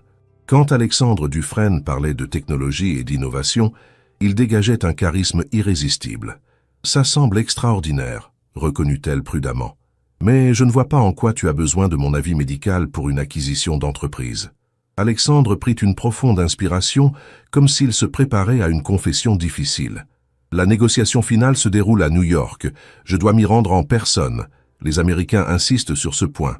Ce serait un voyage de 3 jours, 4 maximum. » Camille comprit immédiatement. « Et tu veux savoir si ton cœur peut supporter le voyage ?»« Exactement, » confirma-t-il, soulagé qu'elle ait saisi si rapidement. « Je ne ferai rien qui compromette ma santé, mais cette opportunité, c'est plus qu'une simple affaire, Camille. C'est la possibilité de donner un sens à tout ce que j'ai construit. » Elle l'étudia attentivement, percevant la sincérité derrière ses paroles. Ces dernières semaines, Alexandre lui avait souvent confié ses doutes sur la valeur réelle de sa réussite financière, son désir de créer quelque chose qui transcende les simples profits. « Quand devrait avoir lieu ce voyage ?» demanda-t-elle. « La semaine prochaine », répondit-il. « Le temps de finaliser les détails et d'organiser la logistique. » Camille réfléchit, pesant soigneusement les risques médicaux contre ce qu'elle savait être important pour le rétablissement complet d'Alexandre. Retrouver un but, une passion. « J'aurais besoin de voir tes dernières analyses avant de donner mon avis, » dit-elle finalement. « Et si je t'autorise à y aller, ce sera sous certaines conditions. » Le visage d'Alexandre s'illumina d'espoir. « Tout ce que tu voudras. Premièrement, tu devras suivre un régime strict avant, pendant et après le voyage. Deuxièmement, des périodes de repos obligatoires toutes les 4 heures pendant le trajet et entre les réunions. Troisièmement, elle hésita puis se lança. « Je t'accompagnerai. » Cette dernière condition sembla le prendre au dépourvu. « Tu viendrais à New York en tant que ton infirmière, précisa-t-elle rapidement, pour surveiller ton état et m'assurer que tu respectes les limitations nécessaires. » Un lent sourire se dessina sur les lèvres d'Alexandre. « Et Emma ?» Camille n'avait pas encore pensé à ce détail. « Je pourrais demander à Madame Dupont de la garder, ou peut-être qu'elle pourrait rester ici avec Madame Bernard, ou elle pourrait venir avec nous, » suggéra Alexandre. « New York est une ville extraordinaire pour les enfants. Musée, Central Park, Broadway, ce serait éducatif. » L'idée était tentante, mais Camille hésitait encore. « Je ne veux pas qu'elle manque l'école. » Le voyage serait pendant le week-end prolongé, contra Alexandre. Elle ne manquerait qu'une journée tout au plus. Devant l'enthousiasme évident d'Alexandre, Camille céda. « Très bien. Si mes conditions sont respectées, et que tes analyses sont satisfaisantes, nous irons tous les trois à New York. Le sourire d'Alexandre s'élargit davantage. Dans ce cas, je ferais mieux de m'assurer que mes analyses sont impeccables. La semaine passa rapidement, entre les préparatifs du voyage et les examens médicaux supplémentaires qu'Alexandre passa docilement.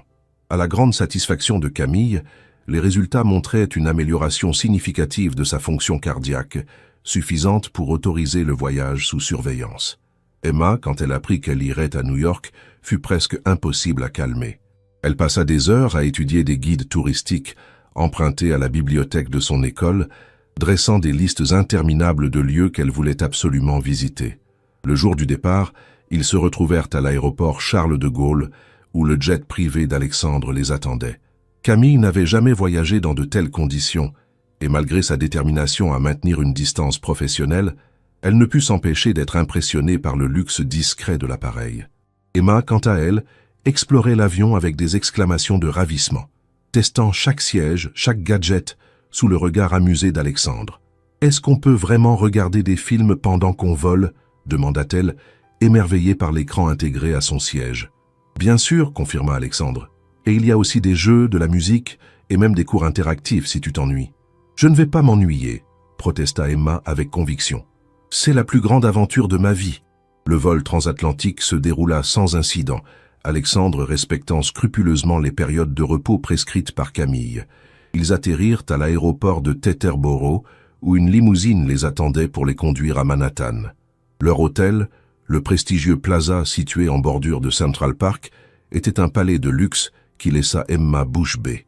Alexandre avait réservé une suite pour Camille et Emma, communiquant avec la sienne pour des raisons médicales évidentes, mais offrant tout de même l'intimité nécessaire. « C'est comme un château moderne », s'exclama Emma en explorant leur suite. « Regarde, maman, la baignoire est plus grande que notre salle de bain entière à Paris. » Camille sourit, touchée par l'émerveillement de sa fille, tout en restant consciente du fossé vertigineux entre ce monde de privilèges et leur réalité habituelle. Le premier jour fut consacré aux réunions préliminaires pour Alexandre, tandis que Camille et Emma visitèrent le Museum of Natural History, où la petite fille resta fascinée par les dinosaures et les expositions interactives. Le soir, ils se retrouvèrent tous les trois pour dîner au restaurant de l'hôtel, Alexandre partageant avec enthousiasme les avancées positives dans les négociations. Le deuxième jour, cependant, apporta un tournant inattendu. Alexandre revint de sa réunion matinale visiblement tendue, les traits tirés par l'inquiétude. « Que se passe-t-il » demanda Camille, dès qu'Emma fut absorbée par un programme de télévision dans sa chambre. Alexandre s'assit lourdement sur le canapé de la suite, se passant une main sur le visage. Les Américains ont changé les termes de l'accord à la dernière minute. Ils veulent plus d'argent. Et surtout, ils exigent que je prenne personnellement la direction des opérations de la nouvelle division pendant au moins 2 ans. 2 ans, répéta Camille, abasourdie. Ici, à New York? Oui, confirma-t-il sombrement. Apparemment, c'est une condition non négociable. Leur technologie est tellement révolutionnaire qu'ils veulent s'assurer qu'elle sera développée avec la vision appropriée. Un silence pesant s'installa entre eux, rempli d'implications non formulées. « Qu'est-ce que tu vas faire ?» demanda finalement Camille, s'efforçant de maintenir un ton neutre malgré le tumulte émotionnel qui l'agitait. Alexandre leva les yeux vers elle, son regard reflétant un conflit intérieur. « Je ne sais pas encore. D'un côté, c'est l'opportunité d'une vie, la chance de créer quelque chose qui pourrait véritablement changer le monde. De l'autre, il laissa sa phrase en suspens, mais Camille en comprit parfaitement la fin non exprimée. De l'autre côté, il y avait elle et Emma, ce qui avait commencé comme un arrangement professionnel et qui était devenu bien plus, même si aucun d'eux ne l'avait encore admis ouvertement. « Tu dois faire ce qui est juste pour toi », dit-elle finalement, son cœur se serrant malgré elle. « Ta santé est suffisamment stable maintenant. Tu n'as plus vraiment besoin d'une infirmière à plein temps. » Alexandre la regarda intensément. « Ce n'est pas une question de besoin médical, Camille. Pas depuis longtemps. » Ces mots simples, prononcés avec une sincérité désarmante, firent vaciller les dernières barrières professionnelles qu'elle s'était efforcée de maintenir. « Alexandre, » commença-t-elle, incertaine de ce qu'elle allait dire. « Je dois leur donner ma réponse demain, » l'interrompit-il doucement. « La réunion finale est à midi. » Il se leva, s'approchant d'elle jusqu'à ce qu'ils ne soient séparés que par quelques centimètres. « Camille, la porte de la chambre d'Emma s'ouvrit brusquement, interrompant ce qui allait être dit. « Maman, Alexandre, il y a une patinoire à Central Park. Est-ce qu'on peut y aller? S'il te plaît. » L'instant d'intimité brisé, ils se séparèrent, chacun retrouvant sa contenance. « Bien sûr, ma puce, » acquiesça Camille avec un sourire forcé. « Va chercher ton manteau. » Plus tard, alors qu'il regardait Emma s'aventurer maladroitement sur la glace, guidé par un instructeur patient, Alexandre reprit leur conversation. « Viendrais-tu à New York ?» demanda-t-il abruptement. « Toi et Emma, si j'acceptais leur offre. » La question prit Camille au dépourvu, bien qu'elle y ait pensé depuis leur conversation dans la suite. « Tu nous demanderais de déménager aux États-Unis, de quitter nos vies en France? Je sais que c'est énorme, » reconnut Alexandre. Mais Emma s'adapterait facilement. Elle est jeune, résiliente et les écoles ici sont excellentes. Et toi, tu pourrais travailler ou non, selon ton choix. Je veillerai à ce que vous ne manquiez de rien. Ce n'est pas une question d'argent, protesta Camille, troublée par la direction que prenait cette conversation. C'est notre vie entière que tu nous demandes de bouleverser. Alexandre regarda Emma qui riait aux éclats après une chute sans gravité. Je sais que c'est égoïste, admit-il. Mais ces derniers mois avec vous deux, je ne peux pas retourner à ma vie d'avant. À la solitude, au vide. Vous êtes devenus, il chercha ses mots, essentiels. Le cœur de Camille battait si fort qu'elle était certaine qu'il pouvait l'entendre. Alexandre, nous avions un arrangement professionnel. Tu n'as jamais suggéré, au diable l'arrangement professionnel, s'exclama-t-il avec une passion soudaine, attirant brièvement l'attention des patineurs proches, avant de baisser la voix. Camille, je suis tombé amoureux de toi, et d'Emma aussi d'une certaine façon. Vous êtes la famille que je n'ai jamais eue, que je n'ai jamais osé espérer. La confession si directe, si vulnérable de la part d'un homme habituellement si maître de lui-même, bouleversa Camille jusqu'au plus profond de son être. Une partie d'elle voulait se jeter dans ses bras, admettre qu'elle ressentait la même chose.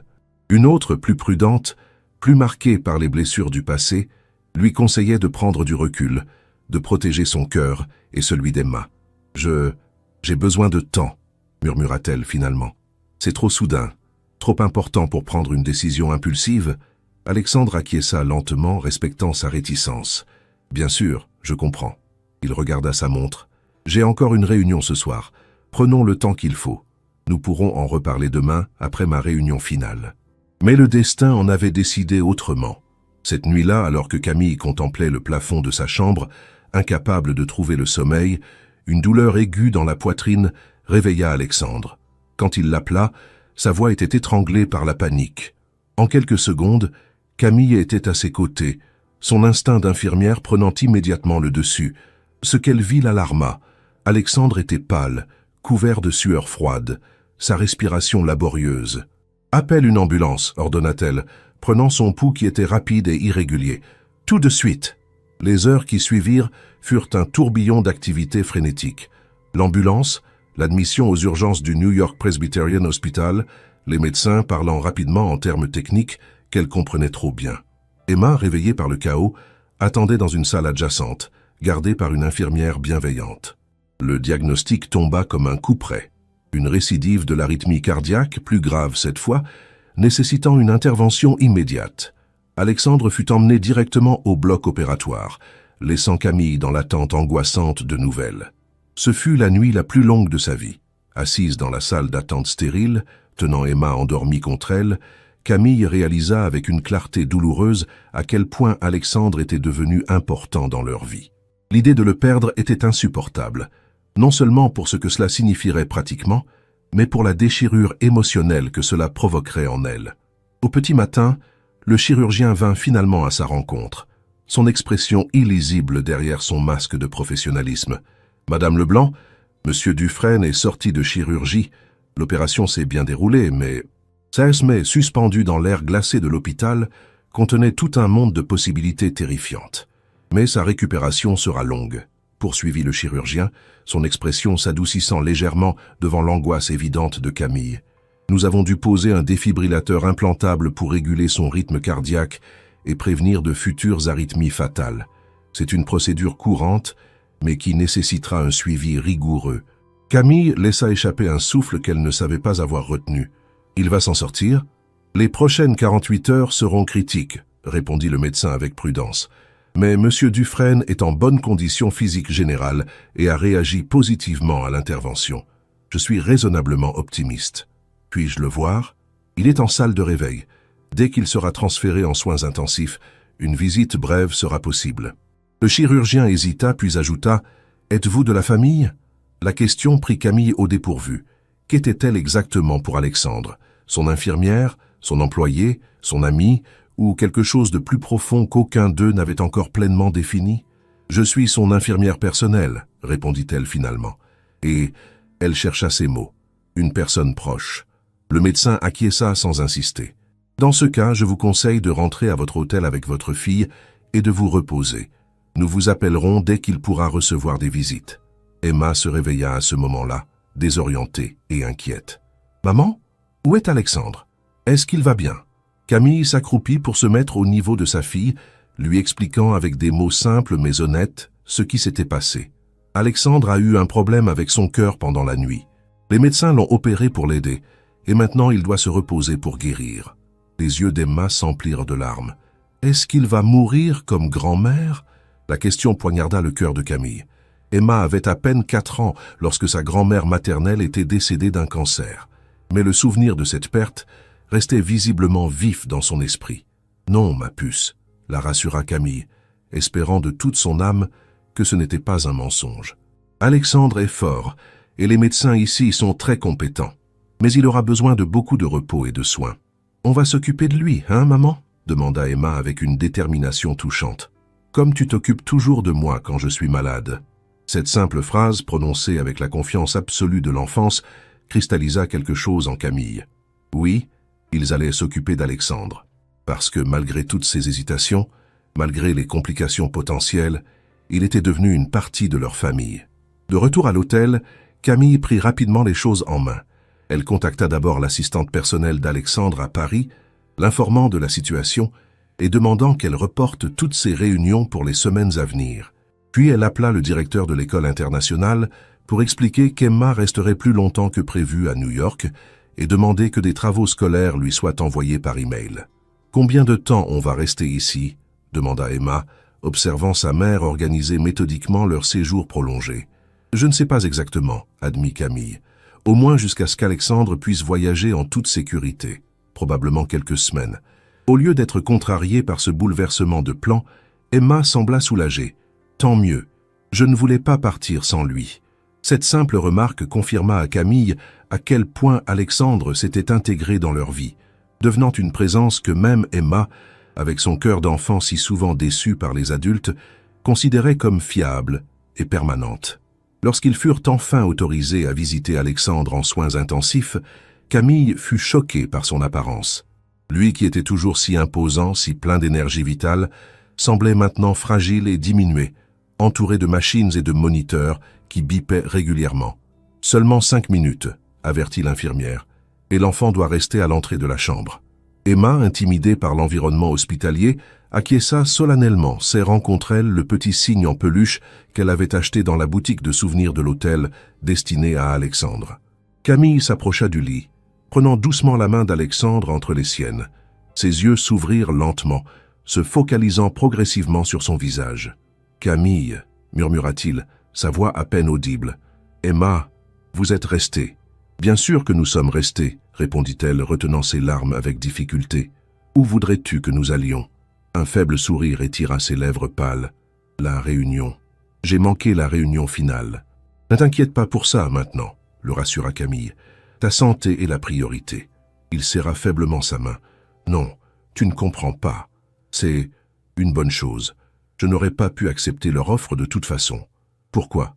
demanda Camille, surprise par cette révélation. « Parce que ma vie est en France, avec vous. » Il ferma brièvement les yeux, comme si ces quelques mots avaient épuisé ses forces. « Si vous voulez bien de moi. » Camille sentit son cœur se serrer à ces paroles, prononcées avec une vulnérabilité brute qu'Alexandre n'avait jamais montrée auparavant. « On parlera de tout ça quand tu iras mieux, » promit-elle, caressant doucement son front. « Emma » appela faiblement Alexandre, tournant légèrement la tête vers l'entrée où la petite fille attendait patiemment. L'infirmière, touchée par la scène, fit signe à Emma qu'elle pouvait s'approcher un peu plus. « J'ai apporté ça pour toi, dit-elle timidement montrant la peluche. C'est un signe comme ceux du château, pour que tu te rappelles que tu dois revenir avec nous. » Les yeux d'Alexandre brillèrent de larmes contenues. « C'est le plus beau cadeau que j'ai jamais reçu, » murmura-t-il. « Je le garderai toujours près de moi. » L'infirmière indiqua que le temps était écoulé et Camille déposa un léger baiser sur le front d'Alexandre. « Repose-toi, nous reviendrons demain. » Les jours suivants établirent une nouvelle routine. Camille et Emma passèrent leur matinée à l'hôtel, où Emma suivait ses cours à distance sous la supervision de sa mère. L'après-midi, elle se rendait à l'hôpital pour quelques heures, apportant à Alexandre des nouvelles du monde extérieur, des livres, et la présence réconfortante d'une famille improvisée mais non moins réelle. L'état d'Alexandre s'améliora progressivement. Au bout d'une semaine, il fut transféré dans une chambre privée. 2 semaines plus tard, les médecins commencèrent à parler de sa sortie prochaine, à condition qu'il s'engage à poursuivre sa convalescence sous surveillance médicale stricte. Un matin, alors qu'Emma était occupée avec une leçon virtuelle de son école, Camille reçut un appel inattendu. Richard Hartmann, le PDG de l'entreprise américaine qu'Alexandre avait voulu acquérir. « Madame Leblanc, j'espère que je ne vous dérange pas. Je me permets de vous contacter car j'ai appris pour la condition de Monsieur Dufresne et j'aimerais lui rendre visite, si c'est possible. » Surprise mais intriguée, Camille accepta d'organiser cette rencontre. Cet après-midi-là, elle accompagna Richard Hartmann à l'hôpital, un homme d'une 50aine d'années à l'allure distinguée et au regard intelligent. Alexandre était assis dans un fauteuil près de la fenêtre de sa chambre, visiblement plus fort que les jours précédents, mais encore loin de sa vigueur habituelle. Il parut sincèrement surpris de voir Richard. « Je pensais que notre affaire était terminée, » dit-il après les politesses d'usage. Richard sourit, s'asseyant face à lui. « C'est ce que je pensais aussi, mais les circonstances ont changé et j'ai réfléchi à notre situation. » Camille s'apprêtait à se retirer pour leur laisser de l'intimité, mais Alexandre lui fit signe de rester. « Ce que vous avez à dire, Richard, Camille peut l'entendre. Elle est une partenaire de confiance dans tous les aspects de ma vie. » Cette description simple mais significative réchauffa le cœur de Camille. « Très bien, » acquiesça Richard. Pour faire simple, Alexandre, nous voulons toujours conclure cet accord, mais nous avons reconsidéré nos exigences. Votre absence à la réunion finale nous a fait réaliser qu'insister sur votre présence physique à New York pendant 2 ans était, disons, peu judicieux. Qu'est-ce que vous proposez exactement ? Demanda Alexandre, soudain plus alerte. Un compromis. La supervision du projet pourrait se faire principalement à distance, avec des visites trimestrielles à New York. Notre équipe de recherche pourrait également passer du temps à Paris pour une meilleure intégration. Et nous serions prêts à réduire la période d'engagement à 1 an au lieu de 2. Alexandre jeta un regard à Camille, cherchant visiblement son avis. Elle hocha imperceptiblement la tête, reconnaissant la valeur de cette proposition révisée. « C'est une offre intéressante, » admit Alexandre. « Mais ma situation personnelle a changé, Richard. Ma santé, évidemment, mais aussi mes priorités. »« Je comprends, » répondit Richard avec sincérité. « C'est pourquoi notre conseil d'administration a également approuvé une clause de sortie anticipée en cas d'incapacité médicale certifiée. Nous voulons ce partenariat, Alexandre, mais pas au détriment de votre santé. » La conversation se poursuivit, abordant les détails techniques et financiers de la transaction proposée. À la fin de la visite, Alexandre semblait revigoré, une étincelle de son ancienne passion brillant à nouveau dans ses yeux. « Qu'en penses-tu » demanda-t-il à Camille une fois Richard parti. « C'est ta décision, » répondit-elle prudemment. « Mais leurs nouvelles conditions semblent raisonnables, et je sais à quel point ce projet te tient à cœur. » Alexandre la regarda longuement, une expression indéchiffrable sur son visage. « Tu sais ce qui me tient vraiment à cœur maintenant, n'est-ce pas ?» Camille sentit son pouls s'accélérer sous l'intensité de son regard. « Je crois que oui, » murmura-t-elle. « Quand j'ai cru mourir cette nuit-là, » continua-t-il doucement, « ce n'est pas à NextGen ou à des contrats que j'ai pensé. C'est à toi, à Emma, à tous ces moments que nous avons partagés et à ceux que nous n'aurions jamais la chance de vivre si je partais. » Il tendit la main vers elle et elle la prit sans hésitation, s'asseyant sur le bord de son fauteuil. « J'accepterai leur offre révisée à une condition, » poursuivit-il, « que tu acceptes la mienne. »« Quelle offre ?» demanda Camille, bien qu'elle soupçonnât déjà la réponse. « Reste avec moi, » dit-il simplement, « non pas comme mon infirmière, mais comme ma partenaire, dans tous les sens du terme. » Le cœur de Camille battait si fort qu'elle était certaine qu'il pouvait l'entendre. « Alexandre, c'est une décision énorme, pour Emma aussi. »« Je sais, » acquiesça-t-il, « Et je ne te demande pas une réponse immédiate. Je veux que tu sois sûr, absolument sûr. Parce que si tu dis oui, je ne te laisserai plus jamais partir. » La promesse, prononcée avec une intensité brûlante, fit frissonner Camille. Après tant d'années à se battre seule, à ne compter que sur elle-même, l'idée d'avoir enfin quelqu'un sur qui s'appuyer était aussi terrifiante qu'exaltante. « J'ai besoin de temps, » murmura-t-elle. « Tout le temps qu'il faudra, » promit-il. Les jours suivants furent empreints d'une tension douce, chargée de possibilités non exprimées. Camille observait attentivement les interactions entre Alexandre et Emma, cherchant des signes qui confirmeraient ou infirmeraient la viabilité de cette famille improvisée qu'ils avaient commencé à former. Ce qu'elle vit la toucha profondément. Alexandre, malgré sa convalescence, prenait le temps chaque jour d'aider Emma avec ses devoirs, particulièrement en mathématiques, où sa dyslexie posait le plus de difficultés. Il l'écoutait avec une patience infinie, raconter ses histoires souvent décousues, lui posant des questions qui montraient un intérêt sincère pour son monde intérieur. Plus significatif encore, il établissait des limites quand nécessaire, ne cédant pas à tous ses caprices malgré l'affection évidente qu'il lui portait, un équilibre que Camille avait rarement vu chez les hommes qui tentaient de gagner les bonnes grâces d'un enfant. Une semaine plus tard, Alexandre fut officiellement autorisé à quitter l'hôpital, à condition de poursuivre sa convalescence sous supervision médicale. La question se posa naturellement. Que faire ensuite? « Nous pourrions rester quelque temps à New York, » suggéra Camille, « le temps que tu sois suffisamment rétabli pour un vol transatlantique. » Alexandre secoua la tête. « J'ai une meilleure idée. J'ai une maison sur la côte est de la Floride, près de Palm Beach. Le climat y est idéal pour la convalescence, et c'est beaucoup plus tranquille que New York. »« La Floride ?» s'exclama Emma, qui avait écouté leur conversation. « Avec des plages et des dauphins ?» Alexandre sourit. « Exactement. Et une piscine privée où tu pourras nager tous les jours. » Les yeux d'Emma s'illuminèrent. « On peut y aller, maman, s'il te plaît ?» Devant l'enthousiasme de sa fille et l'expression pleine d'espoir d'Alexandre, Camille céda. « D'accord.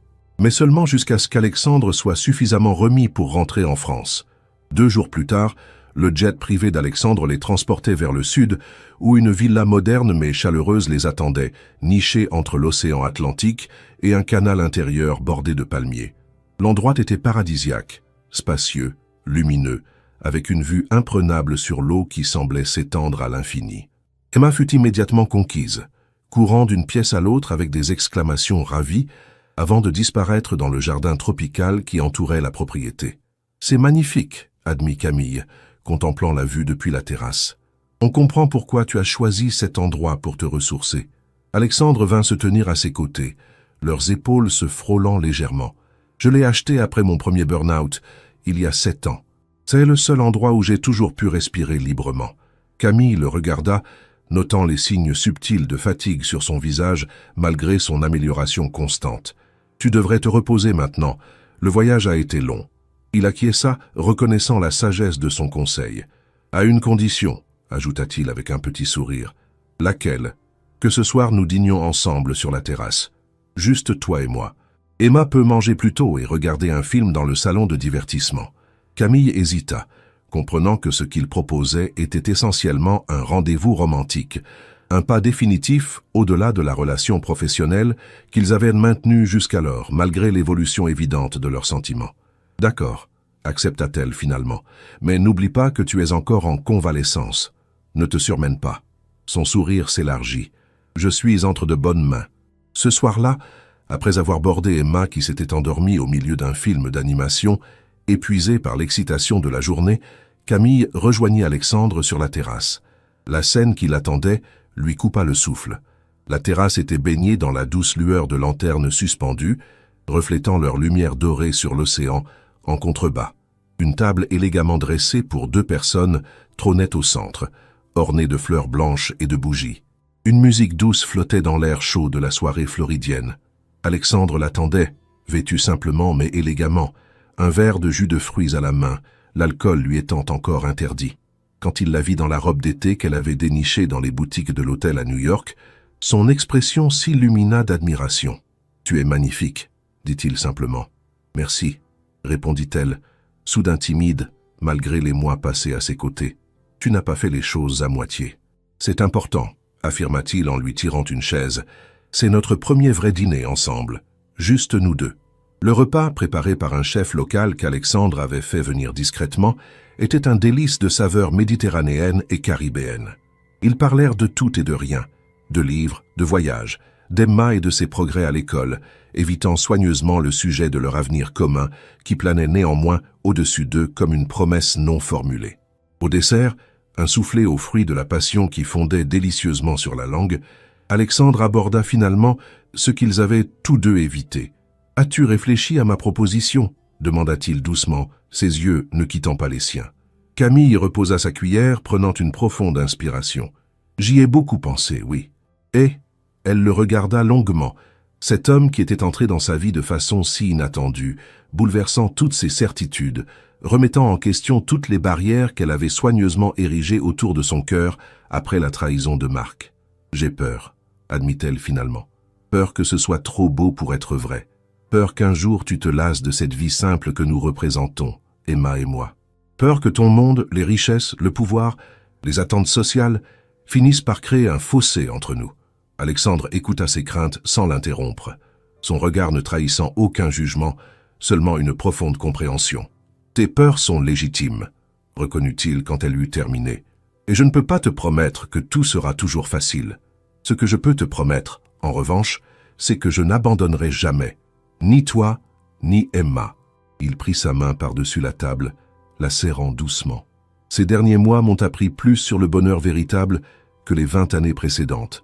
L'argent, le pouvoir, le succès professionnel, tout cela semble tellement vide comparé à un simple dîner en famille, à aider Emma avec ses devoirs, ou même à subir tes réprimandes quand je ne prends pas mes médicaments. » Cette dernière remarque fit sourire Camille malgré l'émotion qui lui serrait la gorge. « Je t'aime, Camille, » poursuivit Alexandre, sa voix vibrant d'une intensité contenue. « Je vous aime, toi et Emma, et si tu me donnes cette chance, je passerai le reste de ma vie à vous le prouver. » Camille sentit les dernières résistances en elle céder face à cette déclaration sans équivoque. « Je t'aime aussi, » murmura-t-elle, les mots semblant insuffisants pour exprimer tout ce qu'elle ressentait. « Nous t'aimons. » Le sourire qui illumina le visage d'Alexandre à ces mots valait toutes les richesses du monde. Il se leva, contournant la table pour venir s'agenouiller devant elle, ignorant les protestations de Camille concernant sa condition physique, encore fragile. « Dans ce cas, » dit-il, sortant de sa poche un petit écrin de velours, « j'ai une dernière proposition à te faire, une que j'avais prévu de faire à New York, avant que mon cœur décide de se rappeler à mon bon souvenir. » Il ouvrit l'écrin révélant une bague d'une élégance saisissante, un solitaire entouré de petits diamants qui scintillaient dans la lumière des lanternes. « Camille Leblanc, acceptes-tu de m'épouser, de former cette famille dont nous avons tous les trois besoin ?» Les larmes montèrent aux yeux de Camille, débordant sur ses joues sans qu'elle cherche à les retenir. « Oui, » murmura-t-elle. « Oui, j'accepte. » Alexandre glissa la bague à son doigt, puis se redressa pour l'embrasser. Leur premier vrai baiser depuis cette étrange rencontre à l'hôpital, des mois auparavant. Contrairement à celui-là, celui-ci n'avait rien de thérapeutique ou de marchandé. Il était simplement l'expression naturelle d'un amour né dans les circonstances les plus improbables, mais non moins authentique pour autant. Lorsqu'ils se séparèrent enfin, Alexandre regarda sa montre avec un sourire malicieux. « 10 minutes exactement, » murmura-t-il contre ses lèvres. « J'ai chronométré. » Camille rit, un son de pure joie qui s'envola vers les étoiles brillant au-dessus de l'océan. « Tu es impossible. »« On me le dit souvent, » répondit-il, reprenant leur échange habituel avec un sourire complice. Ce soir-là, alors qu'ils restaient enlacés sur la terrasse, contemplant l'immensité de l'océan sous le ciel étoilé, Camille réalisa que parfois, les rencontres les plus improbables, les demandes les plus absurdes, pouvaient mener aux plus belles histoires d'amour. Ce baiser de 10 minutes, exigé par un milliardaire arrogant à une infirmière déterminée, avait été le début d'un voyage qui les avait transformés tous les deux, guérissant bien plus que le cœur physique d'Alexandre. Et quelque part dans la villa endormie, une petite fille aux boucles brunes rêvait de cygnes, de châteaux et d'une famille enfin complète, ne sachant pas encore que son souhait le plus cher venait de se réaliser. 1 an plus tard, le château des Cygnes s'animait sous le soleil radieux d'un été français. Des dizaines d'invités traversèrent les jardins méticuleusement entretenus, admirant les décorations élégantes qui transformaient le domaine en un décor de conte de fées. Dans une suite à l'étage, Camille ajustait nerveusement sa robe de mariée, une création sur mesure d'un blanc immaculé, à la fois simple et sophistiqué, reflétant parfaitement sa personnalité. Sa mère, venue spécialement d'Auvergne pour l'occasion, essuyait discrètement une larme. « Tu es magnifique, ma fille », murmura-t-elle. « Ton père aurait été si fier. » Emma entra en tourbillonnant, resplendissante dans sa robe de demoiselle d'honneur couleur lavande, ses boucles brunes ornées de petites fleurs blanches. « Maman, Alexandre m'a envoyé pour te dire qu'il t'attend et qu'il est terriblement impatient, mais prêt à patienter une éternité si nécessaire. Ce sont ses mots exacts. » Elle gloussa. « Il est très nerveux, même s'il essaie de ne pas le montrer. » Camille sourit, touchée par ce message. Cette année écoulée avait été riche en bouleversements et en ajustements.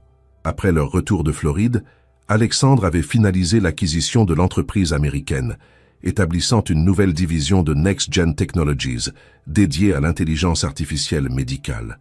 Comme promis, il avait considérablement ralenti son rythme de travail, déléguant davantage de responsabilités à son équipe de direction et privilégiant la qualité de vie sur l'expansion constante. Ils avaient décidé de faire du Château des Cygnes leur résidence principale, transformant une partie de l'aile Est en espace de vie familiale chaleureux, loin du luxe ostentatoire. Emma s'était adaptée avec une facilité surprenante, s'épanouissant dans sa nouvelle école et développant une passion inattendue pour l'équitation, encouragée par Alexandre, qui lui avait offert un poney pour son 9e anniversaire. Quant à Camille, elle avait repris des études de spécialisation en cardiologie pédiatrique, réalisant un rêve longtemps mis de côté, faute de temps et de moyens. Alexandre avait insisté pour créer une fondation sous son nom, destinée à améliorer l'accès aux soins cardiaques pour les enfants défavorisés. Un projet qui donnait un sens nouveau à sa richesse et qui permettait à Camille d'utiliser ses compétences pour une cause qui lui tenait à cœur. Leur relation avait mûri, se transformant d'une attraction initiale en un partenariat solide, basé sur le respect mutuel, la confiance et une compréhension profonde des forces et des faiblesses de l'autre. Les 10 minutes quotidiennes étaient devenues leur rituel, non plus des baisers thérapeutiques, mais un moment sacré chaque soir où, quelles que soient leurs occupations, ils s'asseyaient ensemble, sans téléphone ni distraction, simplement présents l'un pour l'autre. « Il est temps », annonça la mère de Camille, l'arrachant à ses réflexions. Camille inspira profondément et suivit Emma qui la précédait en répandant des pétales de rose blanche sur son passage. Lorsqu'elle émergea dans les jardins, la vision qui l'accueillit lui coupa le souffle. Une allée bordée de fleurs menait à une arche de roses blanches et lavandes, dressée au bord du lac, où les cygnes semblaient en s'être rassemblés pour l'occasion. Alexandre l'attendait là, magnifique dans son costume gris perle, son visage illuminé d'un bonheur sans mélange lorsqu'il l'aperçut. À ses côtés se tenait Emma, qui avait insisté pour avoir un rôle spécial dans la cérémonie. « Je veux être celle qui vous donne l'un à l'autre », avait-elle déclaré avec la sagesse surprenante qui la caractérisait souvent, « puisque c'est grâce à moi que vous vous êtes trouvés. » Cette affirmation n'était pas entièrement exacte, bien sûr, mais ni Camille ni Alexandre n'avaient eu le cœur de la contredire. D'une certaine façon, Emma avait effectivement été le catalyseur de leur relation, le pont entre deux mondes qui n'auraient jamais dû se rencontrer. Alors que Camille remontait l'allée, son regard ne quittant pas celui d'Alexandre, elle repensa à ce jour étrange à l'hôpital Saint-Antoine, où un CEO milliardaire arrogant lui avait demandé « Embrasse-moi pendant 10 minutes ». Jamais elle n'aurait pu imaginer que cette requête absurde mènerait à cet instant parfait, à cette vie qu'elle n'avait jamais osé rêver.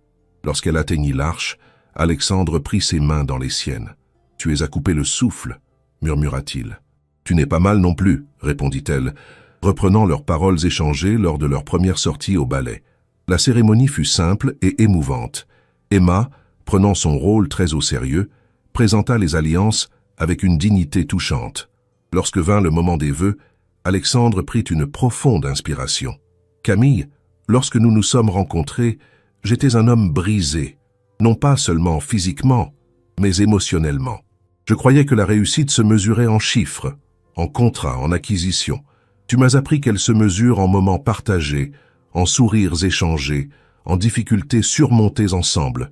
Tu as guéri mon cœur, dans tous les sens du terme. » Il se tourna vers Emma, incluant la petite fille dans ses vœux. « Emma, tu m'as appris la patience, l'émerveillement, la joie simple de voir le monde à travers des yeux neufs. Tu as fait de moi un meilleur homme, et je te promets d'être le père que tu mérites, présent, aimant et toujours fier de toi. Revenons à Camille. Il conclut. Je vous promets à toutes les deux de consacrer chaque jour qui me reste à mériter le bonheur que vous m'avez apporté. Je vous aime et aucune réussite professionnelle ne pourra jamais égaler la fierté que j'éprouve à devenir votre mari et ton père. Les larmes coulaient librement sur les joues de Camille lorsqu'elle prononça ses propres vœux. Alexandre, tu es entré dans nos vies comme une tempête, inattendu, imposant, impossible à ignorer. Tu as bouleversé toutes nos habitudes, remis en question toutes mes certitudes. Mais tu as aussi apporté la stabilité, la sécurité et un amour que je n'espérais plus connaître. Elle sourit à travers ses larmes. Je ne te promets pas d'être toujours d'accord avec toi, ni de ne jamais te rappeler de prendre tes médicaments, ni de cesser de te dire que tu travailles trop. Un rire parcourut l'assemblée, Alexandre le premier. Mais je te promets d'être toujours honnête, toujours présente, et de t'aimer chaque jour davantage, même quand tu es impossible. On me le dit souvent, répondit-il doucement, complétant leur échange rituel sous les sourires attendris des invités qui ne pouvaient pas en comprendre la signification profonde. Lorsque le célébrant les déclara mari et femme, Alexandre regarda sa montre avec un sourire espiègle. « Je crois que c'est le moment pour un baiser de 10 minutes. Peut-être pas devant tous nos invités, » murmura Camille, rougissant. « Dans ce cas, nous devrons rattraper ça plus tard, » concéda-t-il, avant de l'embrasser avec une tendresse infinie, scellant leur union sous les applaudissements de leurs proches. La réception qui suivit fut à l'image de leur relation, élégante mais chaleureuse, luxueuse mais sans ostentation. Les invités dansèrent jusqu'à l'aube dans les jardins illuminés par des milliers de lanternes, créant un spectacle féerique qui se reflétait sur les eaux paisibles du lac. Tard dans la nuit, alors qu'Emma dormait profondément, épuisés par les émotions de la journée, Camille et Alexandre s'échappèrent discrètement vers leur coin préféré du domaine, un petit pavillon au bord du lac, caché par des saules pleureurs. « Madame Dufresne, » murmura Alexandre, savourant ces mots, « je crois que nous avons un rituel à honorer. » Camille sourit, se blottissant contre lui. « 10 minutes ?» Pour commencer, acquiesça-t-il, sortant son téléphone pour régler le chronomètre, comme ce premier soir à l'hôpital. Mais cette fois, avant qu'il ne puisse appuyer sur le bouton, Camille prit délicatement l'appareil de ses mains et le posa sur le banc à côté d'eux. « Peut-être que, juste pour cette nuit, nous pourrions oublier le chronomètre, » suggéra-t-elle, ses yeux brillant dans la lumière argentée de la lune. « Peut-être que 10 minutes ne suffiront pas. » Le sourire d'Alexandre s'élargit, illuminant son visage d'une joie pure. « Peut-être que toute une vie ne suffira pas, » murmura-t-il contre ses lèvres, avant de l'embrasser sous le regard bienveillant des cygnes et le ciel étoilé d'une nuit d'été française. Et tandis que deux cœurs battaient à l'unisson, guéris des blessures du passé et remplis de promesses d'avenir, l'étrange demande qui avait tout commencé, « Embrasse-moi pendant 10 minutes », prenait son sens le plus profond. Parfois, il suffit de 10 minutes pour changer une vie entière. Cher lecteur, merci d'avoir suivi cette histoire jusqu'à la fin. Si vous avez apprécié Embrasse-moi pendant 10 minutes, n'hésitez pas à laisser votre « j'aime » et à vous abonner à la chaîne pour découvrir d'autres histoires tout aussi captivantes. Qu'avez-vous pensé de cette fin? Partagez vos impressions en commentaire et dites-moi quel a été votre moment préféré dans cette aventure romantique entre Camille et Alexandre.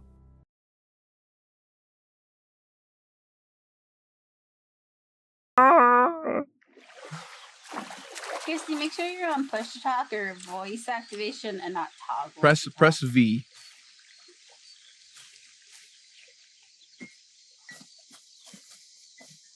I just slammed back up into your head. Hello? There we go. Hi. Oh my god, I want to scream. Did the Bristy not know the push to talk? I don't ever use push to talk. You should be able to. I think you can swap it to voice activation. I got a cassette. Stop throwing me, Chris. No! Let me go. I got a cassette. I shoot straight off. No. No. Ugh. Go. Let me go. Real? Where am I going? Let me go. No. Yeah, take that. No. Am I out of cigarettes? Oh, wait, no, I got one. Bam. Do we have unlimited cigarettes? I think so. Let's Also, go. I really don't know where to put this meat patty. Christy, Can I cook get it? your freaking mitts off me, dude. Get in the water. How do we start? Do we In just the start the RV? Christy? In the water. Yeah. Good. Don't touch me. Don't touch me. Oh, no. You go in the water. Oh. Smidge, just start the RV. Go, get in there. Come in. Okay, we're ready. How do I? I'm sorry. Oh. Okay. Oh, is it like lethal cruiser type deal going on? No, it's like a manual. Christy's rolling on the floor. Christy. Oh. Oh my god. I'm sure. Oh my god. Stop the drug. Hey, Smidge, can you stop for a No. second? Okay, okay. No. Christy's on the floor rolling around. I got a grill. Oh, my game's freaking out. Christy, sit down. Christy's teleporting. Oh, oh, I got you. There. Big down. You're dead. Oh, I think You're my dead. legs are broken. I can revive Oh, I you. ate a meat patty. All right, I had to use an EpiPen. There we go. I ate a random meat Christy. patty, okay? All right. You ate the wrong. Nah, we just started, damn. Please, Skylar, throw her out. Dude, we only got 3 EpiPens now. It's okay. I don't even know No, what's going it says on. we have 4. We have 3 scrap metal. I only have 3, so is it not shared? Oh, I don't know. Rock slide. Wait, hold on. I want to try something. do a trick.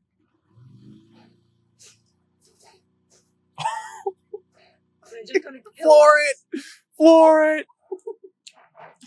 Oh my god, this is so fast. This is so cool, dude. Caution sign? There's a caution sign. We're gonna die. It's fine. It's fine.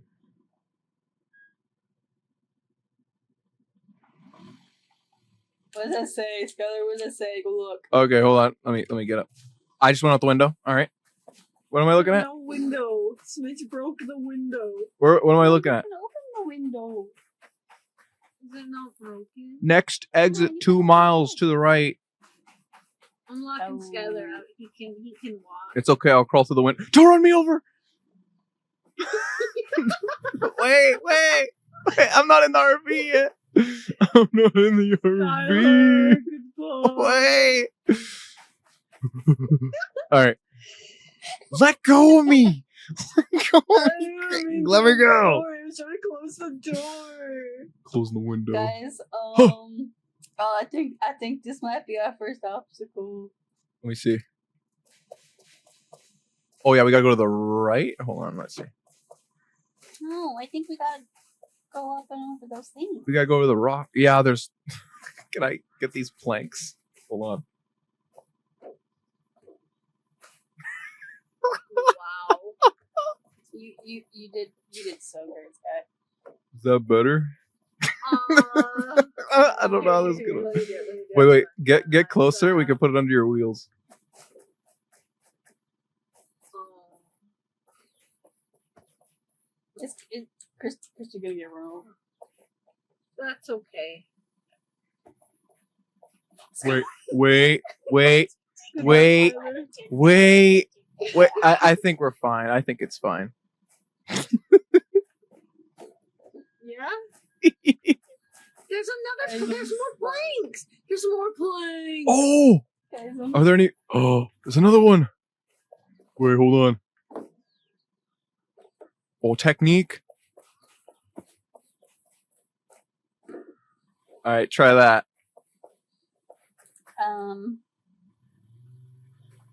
Oh, let's go, technique.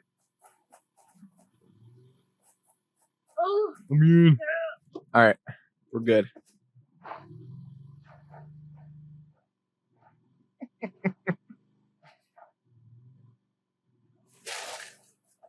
We lost a bit of the window's gone.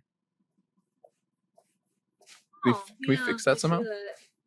Repair hammer. I'm gonna go grab it. Wait. Oh, I'm repairing. Where'd it go? I got it. Bam. Oh, you got it? What else is broken? Yeah, it shows that we're. Oh, this window. Let me Bam. What the fuck? Let me There we go. Oh, we need scrap. We need more scrap metal. Oh, we used all our scrap. Okay. Yeah, on that window. Buckle up, kids.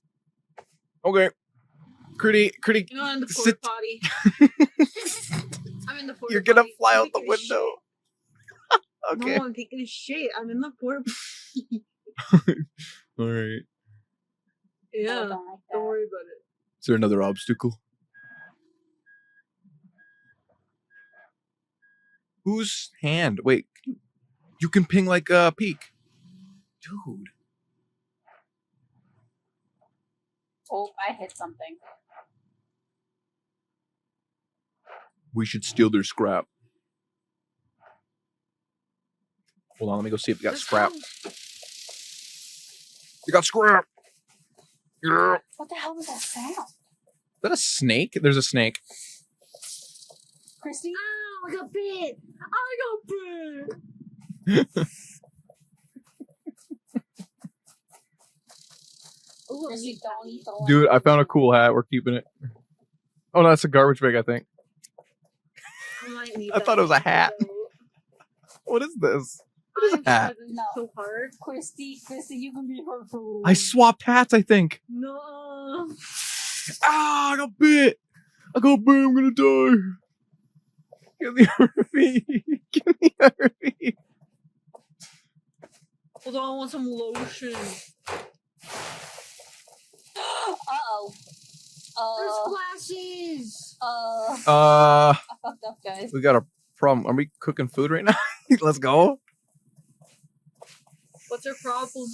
I started the grill. It's fine. Yo, Is that- I got is that- cooler shade. Is it cooking? Oh, a whole burger. Burger. Just makes a Not beautiful. burger. I want a burger. Yeah, burger. Put it right here. I can't attach it. Nom, nom, nom. Where can I put a burger? I think we get hungry, so don't eat it. Christy, did you eat it? I did, and it actually helped me a little bit. Is- I'm a little bit damaged. Oh, Where can we put these? can we put the I'm a burger in the little bit fridge? damaged. It healed me. Is there a fridge? Cabinet burger. Yeah, that little thing down there is, I think, a mini fridge. I don't think we can store the burger. All right. Burger in the sink. Awesome. Burger in the sink. I got more meat patties. Put them in the fridge.